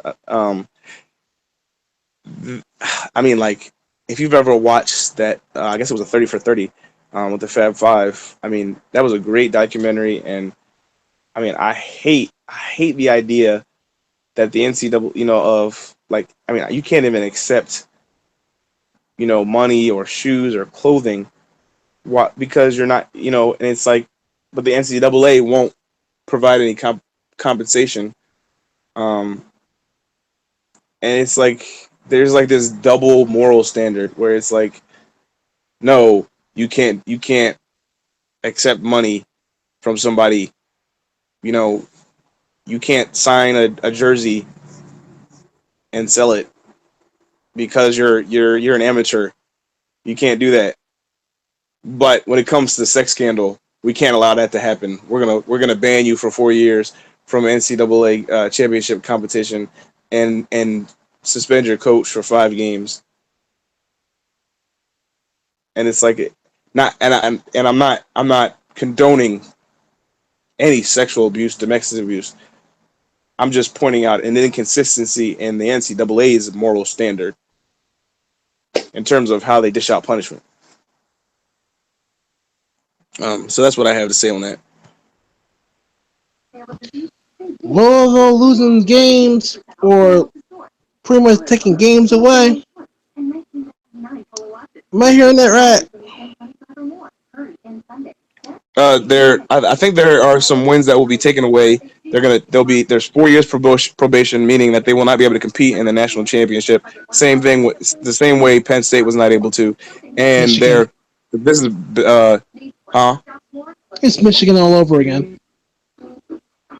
Well, and Penn State. Remember, Penn State was, they were on probation. They couldn't participate in the BCS.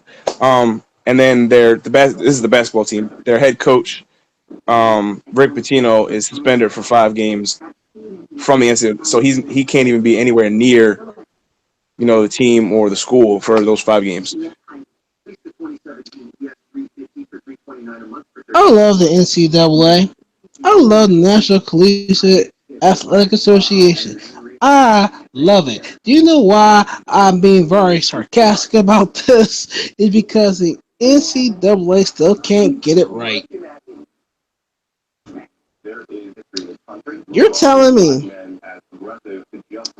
that, you know, first of all, I agree with you on this one. The culture's already, it's culture's here, and you're doing nothing. They're doing absolutely nothing about it. Oh yeah, you just got caught. He got caught. He got caught. She got caught. He got caught. Nothing.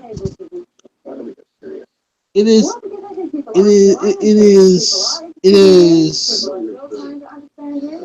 I'm trying to think of a word about this. It's crazy. It's like it's all. It's all half. It's crazy. It's idiotic. You know, if these programs, whether it be boosters, fraud in Baylor, whether sexual abuse with all these other football programs and basketball programs, it has to stop. It has to stop somewhere. Where does it? The question is where. I mean, what will it take for this culture to end? What will it take? What's next? Death? It really drives me insane. In fact, I'll take it a step further. It was a collegiate baseball player, I believe, who probably will not be drafted in the MLB draft, which is a 40-round draft, because he is a registered sex offender at the age of 15 years old. No one, like, the school knew about it and everything else, but once that came out, that was it. I think, personally, when it comes to inappropriate sexual behavior, the education of it has to be better. It really has to be better. If the NCAA say, okay, we want to vacate your wins because you're an ineligible player, like, you know what? It's already been done. They already played the game. What does taking away wins going to do? Really, in my view. Oh, we're going to take away your wins. That's already done. I mean, I think taking away wins is the dumbest thing you can do. But the fact that, okay, we're going to take away scholarships, take away, whatever. Okay, whatever. But to take away wins, I think is stupid. I think it really is silly. So that's just my view on that one. But as far as the NCAA acting like a fool, I agree with you. Gotta pay these players. You can't have your cake. You can't have your cake and eat it too, or you can't do these rules. But when it comes to violence and the like, you're gonna come down. You're gonna slam, the whatever on them. It's not cool. So my view is overall simply this: it's NCAA. It has been a mess for a long time. Bottom line, it's been a whole mess, and vacating wins just doesn't help. It really doesn't. You can take away the scholarships, you can suspend people, you can even kick people off the program, whatever. But to take away wins is just silly.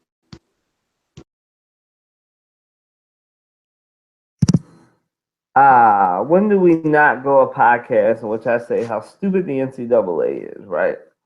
This is in one instance where I totally disagree with them. But I sort of agree, right? Well, now you had to do something because what happened at Louisville was egregious. It was paying for strippers and falsifying grades and doing a lot of stuff. So you had to punish them somehow. They've been doing this since I think 2009, 2010, so fairly recent, at least 7 years, right? So I agree with Matt. They shouldn't be vacating wins. I also agree with Trey that 4 years may be a little bit too long for probation, and that's just a drop. Even then, that's a drop in the bucket because they're still making their money off of the games that Louisville go to. And again, here's my extreme theory. People gonna probably call me anti athletic departments, but I feel like if you do something stupid to gain an advantage, whether that be publicly or using these kids' sexual desires against them to get them to come to your school and to get them to stay eligible, you should lose everything. I'm not even just talking about the football program. Like I just think that money that you make off games should be taken and redistributed, just like it was. It's not like the NCAA can't do it because they did it to Penn State. Like the NCAA can't say, "Oh, we don't want to do that." When you did it to Penn State, right? They redistributed all the money that Penn State made over the last 4 or 5 years off of their football and made them give it to children that were charities that helped children that were molested. Great causes, right? So when schools do something like that, don't even worry about the wins. Vacate the money. Say the money is going to some other school in Kentucky, right? Or that make it so there's some oomph behind your punishments, because as it stands right now, it's a slap on the wrist. Oh my God, we lose Rick Pitino for 5 games. Oh, we're vacating wins. Oh, we're on probation. We can't go to the playoffs. I mean, let's be real. Louisville hasn't been to a playoff game since Teddy Bridgewater left, and that was about 2 or 3 years ago. So they haven't been there in a while, right? So it's not like they're getting there anytime soon. So the 4-year probation is not really a slap on the wrist. Now this was like, no, this is the basketball team. What am I talking about? So they have the basketball team and Louisville. That's going to hurt them. But as far as not being able to go to the tournament for 4 years, so not until 2021. But they still, like I say, it's really not hurting them because they still get to keep the money that they're going to make off of the students and their alumni and the fans of Louisville basketball. So that money should be redistributed. It should be taken away from the schools when they do stuff like this for their 4 years. Because I'm all about, because, as Matt said earlier when he talked about the culture, right? All of this stuff, whether it's strippers, whether it's sexual assaults, and disclaimer, the disclaimer I always do when we bring up sexual assaults, nobody in here, supports the sexual assaults, and no way will we ever say that a woman is asking for anything, no matter how they dress, their skin color, or anything else, right? So that's that. So now that disclaimer is out the way, right? The Louisville, like I said, they should be punished, not school-wise, because it seems like all the NCAA punishments negatively affect the kids, and that shouldn't be. When the NCAA hands down a decision, it should affect the school, because the school had ample opportunity to stop these strippers from coming. It's not like the AD and everybody else associated the athletic department that runs the basketball team didn't know that they had strippers there, right? So it should be the school should pay the bulk of that. Right, not the students. The students shouldn't have to lose victories. The students shouldn't have to face 4-year probation. If anything, the money that's made off their labor, right? And the NCAA should do something that they never do: give it back to the kids whose money they made off of. And I know that's kind of counterintuitive because you make money off them too. But it's time to not only pay the players, but it's time to punish these schools. I said it last week. I re-intimated today during this podcast. Make the schools pay, not the students. Make the schools pay, not the students. Sounds like a campaign slogan, but yeah. So like this shouldn't be. So I totally agree with Matt and Trey that no one's win should be vacated. If anything, the school should be punished. You fellas got anything to add?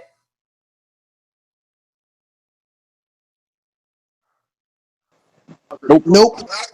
All right, cool. So KD and LeBron were apparently smoking the same pipe this week. So we're gonna go through their outrageous statements this week. So guys, And I know this is blasphemy. I know it's blasphemy before I ask the question, but you know the question I'm about to ask. Is Kyrie really a better pound-for-pound player and more skilled player than AI? Matt? You done lost your damn mind asking that damn question. What's wrong with you? Who came up with these stupid questions? I know it's a slow basketball day. I understand the fact that the NBA is over and baseball season is ruling supreme right now. I understand the fact that people still Jones in basketball. You have the WNBA for crying out loud. Look at that league. I mean, that's more fundamentally sound than the NBA itself. But no, we got to talk about this nonsense. This full blown, all out blasphemy. The fact that you're gonna sit here and tell me that AI is, in a sense, Kyrie Irving is probably Allen Iverson. I think not. Again, this is very subjective. If I try to be objective about this, okay, here you go. Watch this. Even though the fact that, okay, Kyrie may won one time, AI did not. The fact of it, like, one thing I would rather fear Allen Iverson over Kyrie Irving because of the fact that AI is fearless going to the hole versus Kyrie Irving, which is going to pop shots out on the outside. Honestly, I might think it should be this. One thing I respect about Allen Iverson, he was a little big league, about 6 foot, 165, big man, playing the two position. If someone who's 6 foot would play the point guard. This man was playing the two. It was scoring. It won scoring titles, won the P&O one, and everything else. You don't sit here and tell me that Kyrie Irving is better than Allen Iverson. The fact that he compares himself to Allen Iverson, you done lost your motherfucking mind. You done lost every ounce of sanity that you can conjure up. It went poof. Done. See ya. Bye. Done. I don't know what it is. Because it is. People try to compare themselves to the past. I believe don't understand their history, or see history in a very small glass, and don't understand or don't see the full entire work that goes along with it. It's silly. So with that being said, I don't even worry about this thing again. Bottom line. Allen Iverson Hall of Fame, Kyrie is still playing. So, I don't hear it.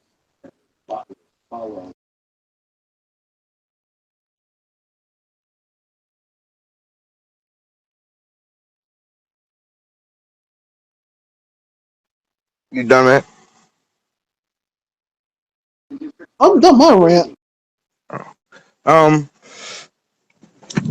I mean, I'm a little bit younger than you. I mean, I'm not that much younger than you guys, but I've watched Kyrie Irving more than I've watched AI, and that just had to do with my age, and plus I didn't really start like actually paying attention to basketball till I think I want to say 2009. I think so. Like that was the end of AI's career. I think was it 09, 010 was his last season, I think, when he came back to the Sixers from the Nuggets. But Kyrie Irving is a great player. Great handles, great at making tough shots, clutch as anybody. He is a great player. If he keeps up the way he's playing now, he's going to go down as one of the better players, one of the better point guards, better scorers we've ever seen. For Allen Iverson is, we just talking about people being the GOAT. LeBron James is he's the all around GOAT. Michael Jordan is the overall GOAT. And it's not even arguable. AI is pound for pound the greatest basketball player ever, right? And I think where that sentiment comes that maybe Kyrie was better comes from the fact that, and I think somebody mentioned this on Facebook actually in a conversation some people were having. Kyrie is a whole. I think Kyrie is very skilled. I don't know if he's more skilled than AI. I think AI didn't meet his potential in terms of his skill level. I think AI was more talented than Kyrie. Um, I think AI. I don't know if it was pride or just like not caring. AI didn't really. Not that he didn't put work into his craft. I think if he put more work into his craft, I think we would have seen an even better AI. And that's, I mean, it's crazy that's even possible because he was so. I mean, just from looking at highlights and other game, whatever. Um, that AI had more potential. It's crazy. In my opinion, Kyrie is what he is. Maybe he can improve defensively, but Kyrie is always going to be a guy, a guy who's going to score a lot of, he's going to put up a lot of points, maybe give you 5 assists and 5 rebounds. He's going to cross you up, go in the lane, and, make a tough layup. That's what Kyrie is, and that's what Kyrie will always. AI had room to grow. AI had a great crossover, had a great mid-range game. Wasn't all that great range game. So that's where he had room to improve. Um, AI a lot of times wasn't as efficient as he could be, and a lot of that has to do with the skill level because skill is something that's learned or earned. The talent level is something that's God. I think AI was much more talented than Kyrie Irving is. Not to say that Kyrie Irving isn't talented. I think he's uber talented, but I think AI was just uber talented. The skill level is where that conversation comes in. Um, but I mean, yeah, I think AI is definitely the better player. I mean, he could score at will at the height of what I think they listed him at 5'11", which is actually around my height. I'm about 5'11", right? So, and compared to other NBA players at his position, that means he's playing against somebody who's 4 or 5 inches taller than him, and he would cross somebody up or score over them early on in his career. He didn't do this in the middle of his career and towards the end of his career, but was dunking on people, getting tip dunks on after free throw shots. I mean, it's crazy to think that how good AI was and that there was room for improvement in terms of his skill level, to hone in his skill level. AI is definitely pound for pound the greatest player ever. Maybe is it possible that Kyrie maybe will get there someday? Maybe, but we're not there yet. I don't think we can say Kyrie in his fifth year in the league is better or as good as AI. I mean, AI is a Hall of Famer, and I mean, before he retired, people were like, he's pound for pound the greatest player in the in NFL history. LeBron said it himself, or not NFL, but NBA history. LeBron said it himself. I don't know what Kevin Durant was thinking. Maybe Kevin Durant was thinking on skill level that Kyrie was better because AI didn't put as much work into his skill level as maybe Kyrie has. Maybe that's what Kevin Durant was mentioning, but that's not what he said. And so I'm not going to really read into what he said. I'm just going to take it word for word for what he said. And what he said was that Kyrie is better than AI. So I think maybe KD was had drank a little bit too much champagne, or I don't know. I was thinking when he said that.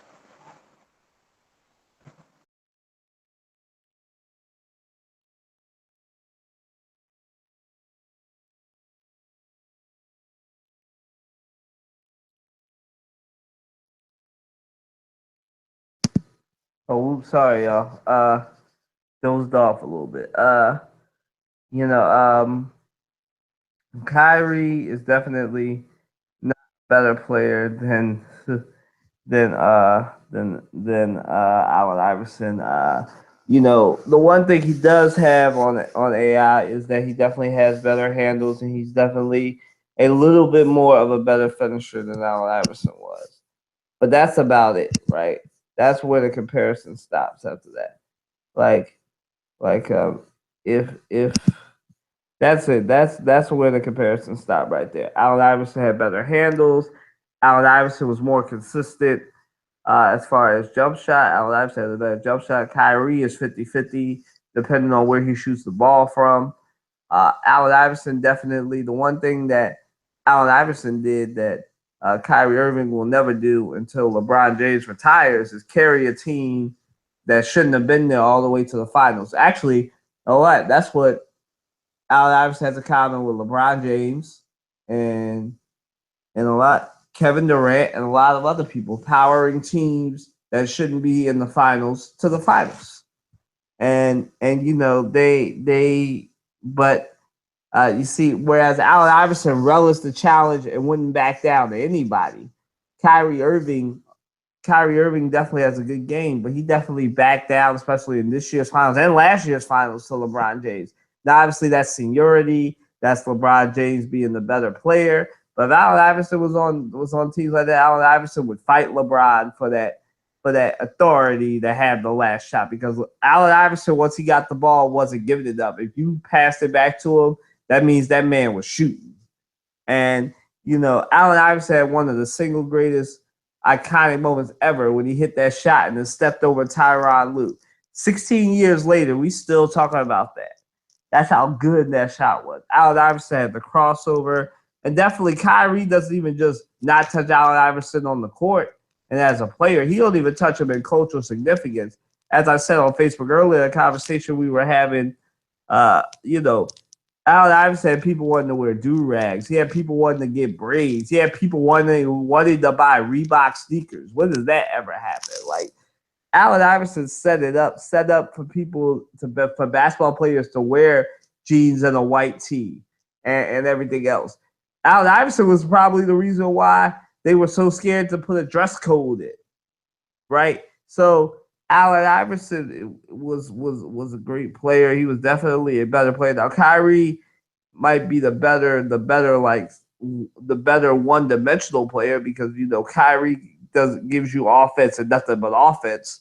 But Allen Iverson led the league in steals. He was a Steph Curry before there was a Steph Curry. If people remember the Flight Bros, him and Larry Hughes and everything else. Like, Allen Iverson was a great player, and Kyrie Irving may get there, especially if he gets a more consistent jump shot. Allen Iverson right now has it. To me, that's pound for pound the greatest big man. I mean, the greatest little man ever to ever play in this game.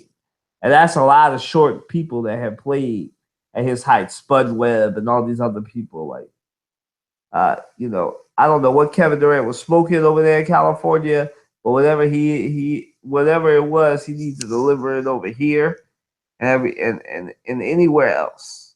Yeah. So we're gonna move on to our next topic on who else was smoking this week. So guys, do y'all think LeBron was being serious on Monday when he said he's never played on the super team? We'll reverse. Trey? I was just thinking about this. I based on how I heard him say it, it didn't seem like he was being like literal with that. I don't know, but what I kind of got from that was what he was saying. He didn't view those teams as super teams. I think what he was meaning was like, people view the Warriors as a super team, right? But if you think about it, they drafted 3 of their best players and just added KD last year, and they almost swept the Cavs last year. The Miami Heat was somewhat of a super team. I think what he's going at is the idea of parity in the NBA. And I know, Kylan, you feel a certain way about parity in the NBA and in college sports. I mean, I don't know. Maybe he's saying that, like, okay, yeah, we were a good team or we had a lot of good players, but he didn't. I don't know. I don't know. It was kind of confusing. Um, what exactly he was trying to say, but I don't know. I mean, LeBron James is a very smart guy. I don't remember a time when LeBron has really said anything. I mean, he said maybe some controversial things, but I don't really remember a time where LeBron has said anything like just plain up stupid. So I think there's a little bit more to what he was saying. Maybe he just said it that way and he meant something else. I don't know, but maybe he was trying to say, you know, I've never really played for a super team because, that's not what a super team would be. Maybe he's thinking, oh, the Lakers were a super team and we were not equivalent to that. I don't know. And if that's what he's saying, somebody mentioned it on, I think it was 97.5, I think. What does that say to people like, um, the lesser players on the Cavs, like the Darren Williams, the people who sit on the bench, pretty much. It even goes to something that Richard Jefferson was saying about. I can't remember exactly what he said, but kind of what he did was he was mentioning. I think this was early on in the series. He mentioned something about um, how the Warriors added KD and we added Darren Williams and Kyle Korver. And from one vantage point, he makes. I mean, that's a fair point. Like the Warriors added, an MVP, probably the second or third best player in the league.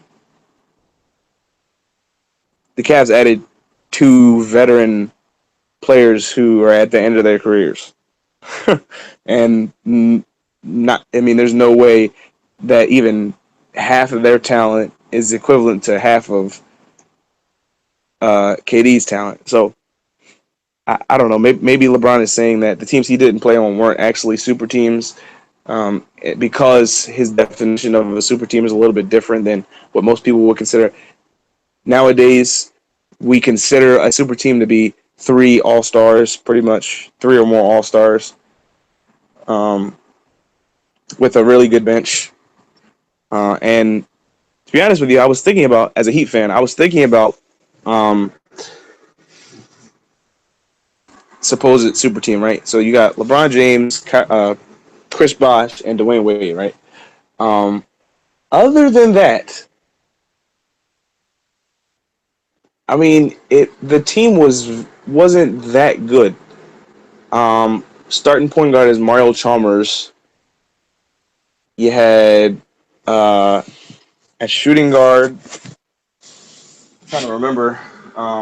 Every once in a while, I think early on Ray Allen was starting.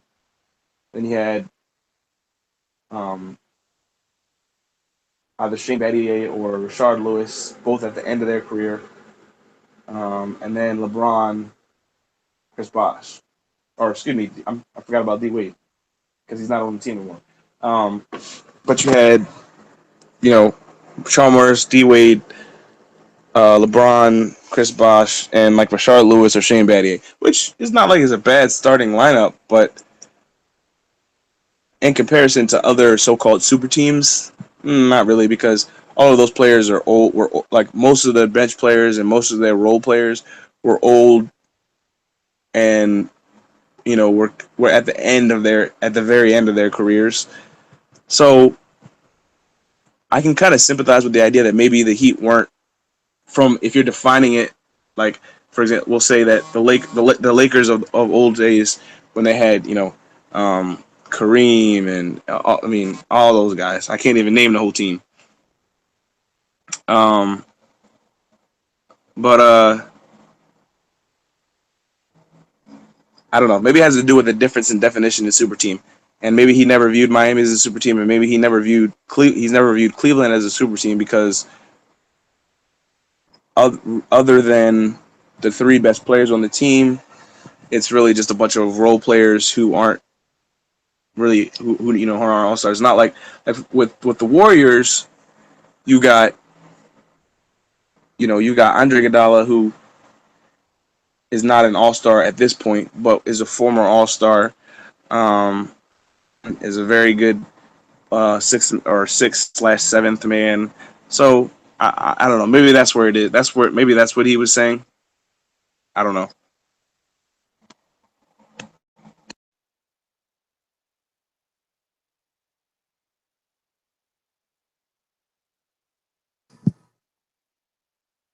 Uh, Matt, did you go?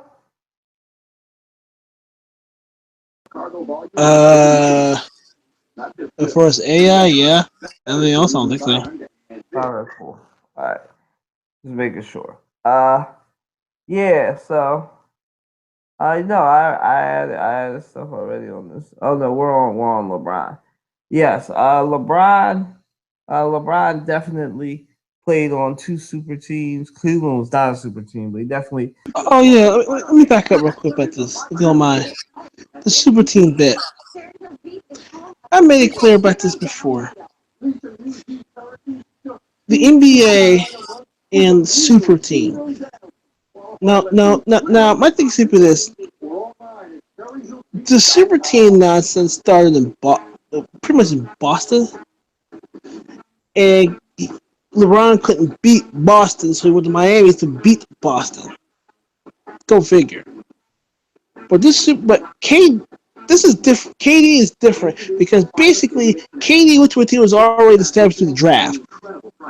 That team was built through the draft. Versus, no, Cleveland's kind of built through the draft, but not really. Because you have parts and more parts and more parts. But with Golden State, they pretty much built the draft, and well, they won the first one through the draft and lost the second one. They went back and reloaded the gun, like I said earlier, and won again. Now, Chicago, not a super team. Showtime, not a super team. This is a well-coached team. Sometimes your coaching does a good job. So with that, I'm gonna keep it short because I said my piece about it earlier. But I'm sorry, I'm not buying the fact of the super team nonsense. I'm not buying it. I believe in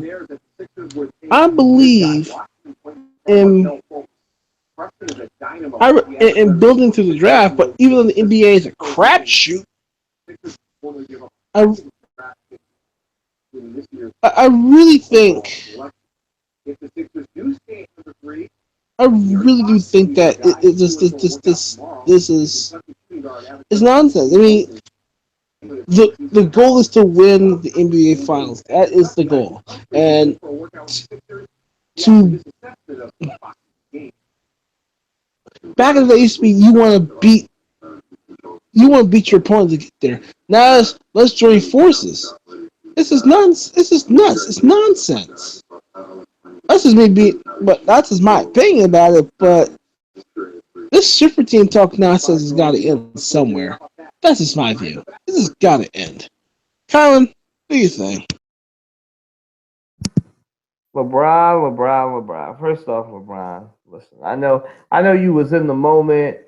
You probably weren't being serious, but you knew what you did when you said it, dog. You are the reason why Kevin Durant did what he did, right? Because I know KG and them and Danny Ainge and them did it first when they reformed another Celtics super team around Kevin Garnett, Ray Allen, Paul Pierce, and Rajon Rondo. But listen, dog, you should know better.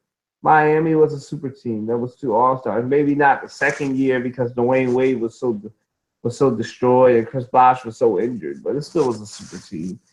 What you have currently in Cleveland is a super team. I mean, for real though, you left a super team to go form another super team. Like this is so easy to call you out on. You never give us anything this easy. I just think you were bored.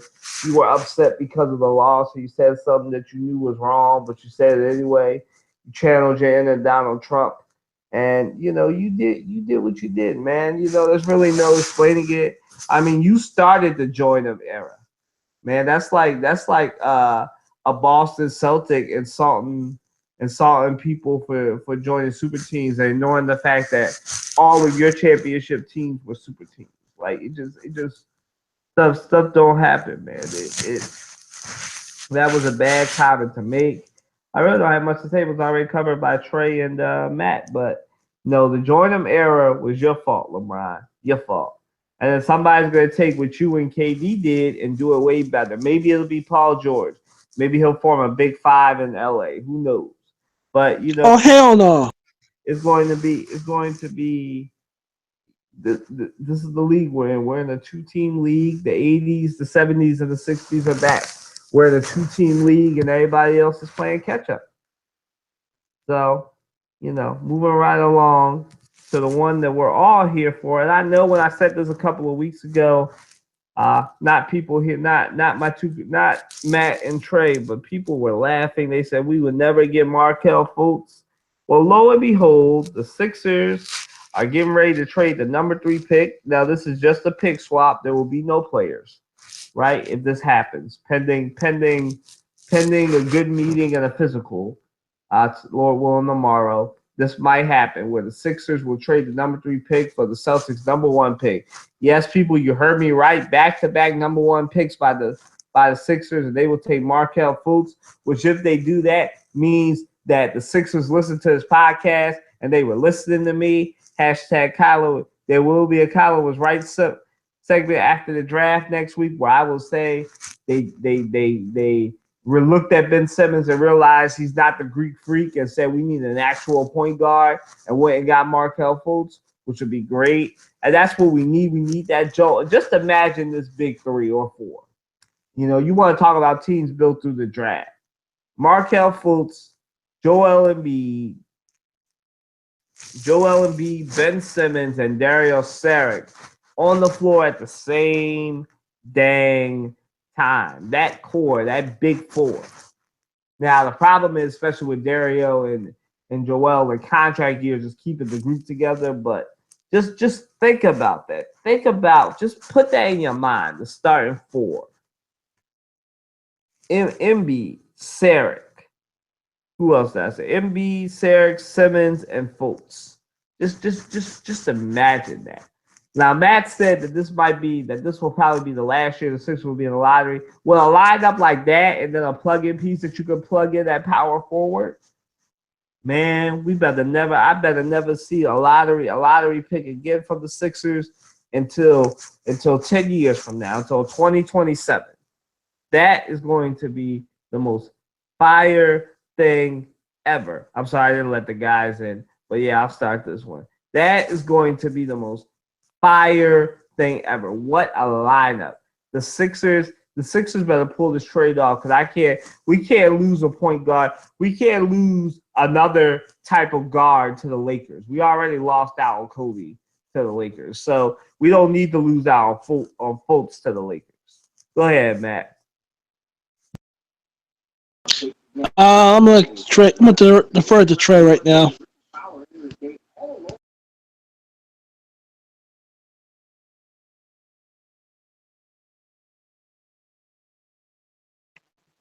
I think if they can get more, if this happens tomorrow, hey, go ahead. Because I don't really want the Sixers to get Lonzo Ball. And who's the other guy? What's his name? He's definitely not alone there. Nobody wants LeVar Ball in the city of Philadelphia right now. He is not alone. No. And I do like Markelle Fultz. He looks like he's going to be a very, very good NBA player. And if anything, he might be. He might be NBA ready right now. He could probably jump in and play. Just because of his play style, he fits right in with how, and particularly at the point guard position, he fits right in. At how the point guard position is changing now. He's similar to Russell Westbrook, but he's definitely more contained in terms of his he's not wild like Russell Westbrook is, but he is fairly athletic. Uh, has a solid jump shot. Um, I probably his weakness might be his defense, but um, he has the athleticism to become a solid defender. So what I'm looking for, Markel Fultz is kind of like um, it's kind of like a mixture of Marcus Smart, um, Russell Westbrook, and Kyrie Irving. Like he's a very good scorer, like Kyrie Irving is. I don't know if his handles are on the same level, but I mean, he's a little bit scrappy, like Marcus Smart is, and he's probably not nowhere near as athletic as Russell Westbrook, but he's definitely has um, that go, that oomph in him in terms of athleticism. So if they can get him, I think that's the type of player they need. My only concern, though, and I said this before, was with his jump shot. Is he really going to be a good shooter in the NBA? Because that's kind of what they need. That the Sixers need a point guard who can both be a floor general and also has the ability to hit threes at a 36, 37% to 40% clip. Because with this type of team, they're gonna play defense and shoot threes. They're kind of gonna be, in some ways, they'll be like the Warriors in terms of how they play basketball. It's probably gonna be there's gonna be a lot of threes. Except the difference with the Sixers is that they've got a plethora of big men, whereas the Warriors have a plethora of guards.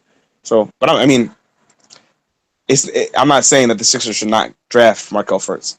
He's not perfect, but he's definitely NBA ready, and he'll fit right into the Sixers.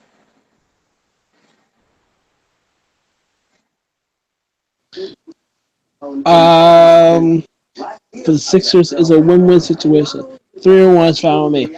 Even don't get even if we don't get the 1, the 3 is fine with me because this is me. The ball from Kentucky. Yeah, I mean, if we don't get the number 1, I think ball from Kentucky. De'Aaron Fox. Huh? De'Aaron Fox. Yeah, that's what I was thinking. Yeah, right.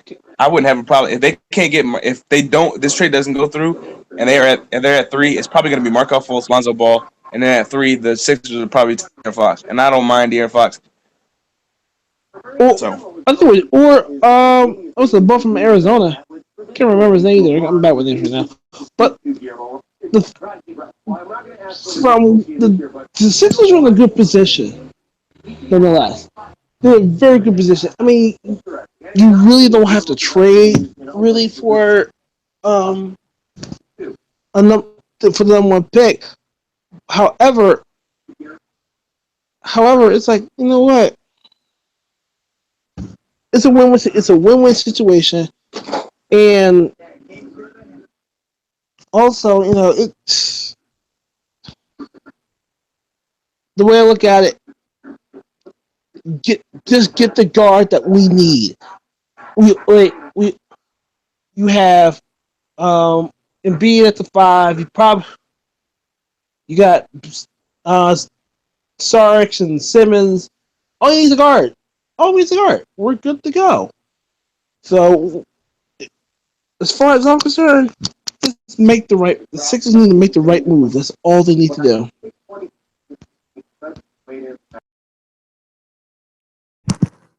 I mean, listen, I'll close it out like this. The Sixers are in desperate need of a point guard. Markel Fultz is the fullest and most developed point guard in the draft.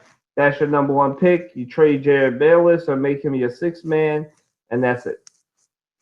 Yeah. So if the Sixers are smart, they will take their point guard, go with the core of Simmons, Embiid, and Fultz, or De'Aaron Fox, whoever you draft, and move right along. The Sixers' future is looking very, very, very, very good if they make the right moves and everything goes well with the physical and the interview and whatever else they make him do, Lord willing, tomorrow. So, guys, that was we are at the end of a podcast of one of the more very good podcasts today, but we did struggle with some technical difficulties. It seems like they fixed and were tempered down by the time we ended the show. But thank you all for listening. Thank you to Trey, Matt, and Amina for not counting robbery to come out here and talk sports. A little programming note on next week. Next weekend is our church's youth retreat, so we won't have a Friday podcast. We will probably move it up. Now this day is TBD, but most likely it will be moved up to Thursday at 8:30 or 9 o'clock, then Friday at 9 o'clock, because all two-thirds of this podcast, or probably 3/4 of it, will be at our church's youth retreat. So we won't be here. So obviously we won't have a podcast next week because we won't be having a podcast in the middle of nowhere. We just won't be doing it. But yes. So thank you all for joining us. Hopefully we can get all of us together again next week. Enjoy your weekend. Like I said, thank you, Trey. Thank you, Matt. Thank you, Amina. Y'all have a good one. And also the open casting call for you LeBron fans to come on here. Maybe you need a week, maybe you need 2 weeks, whatever you need to come on here and debate. Matt, Trey, and myself is still open, and you extreme LeBron fans can still catch these L's at Kylan W. Watson on Twitter. Little red trumpet, right, Matt? Or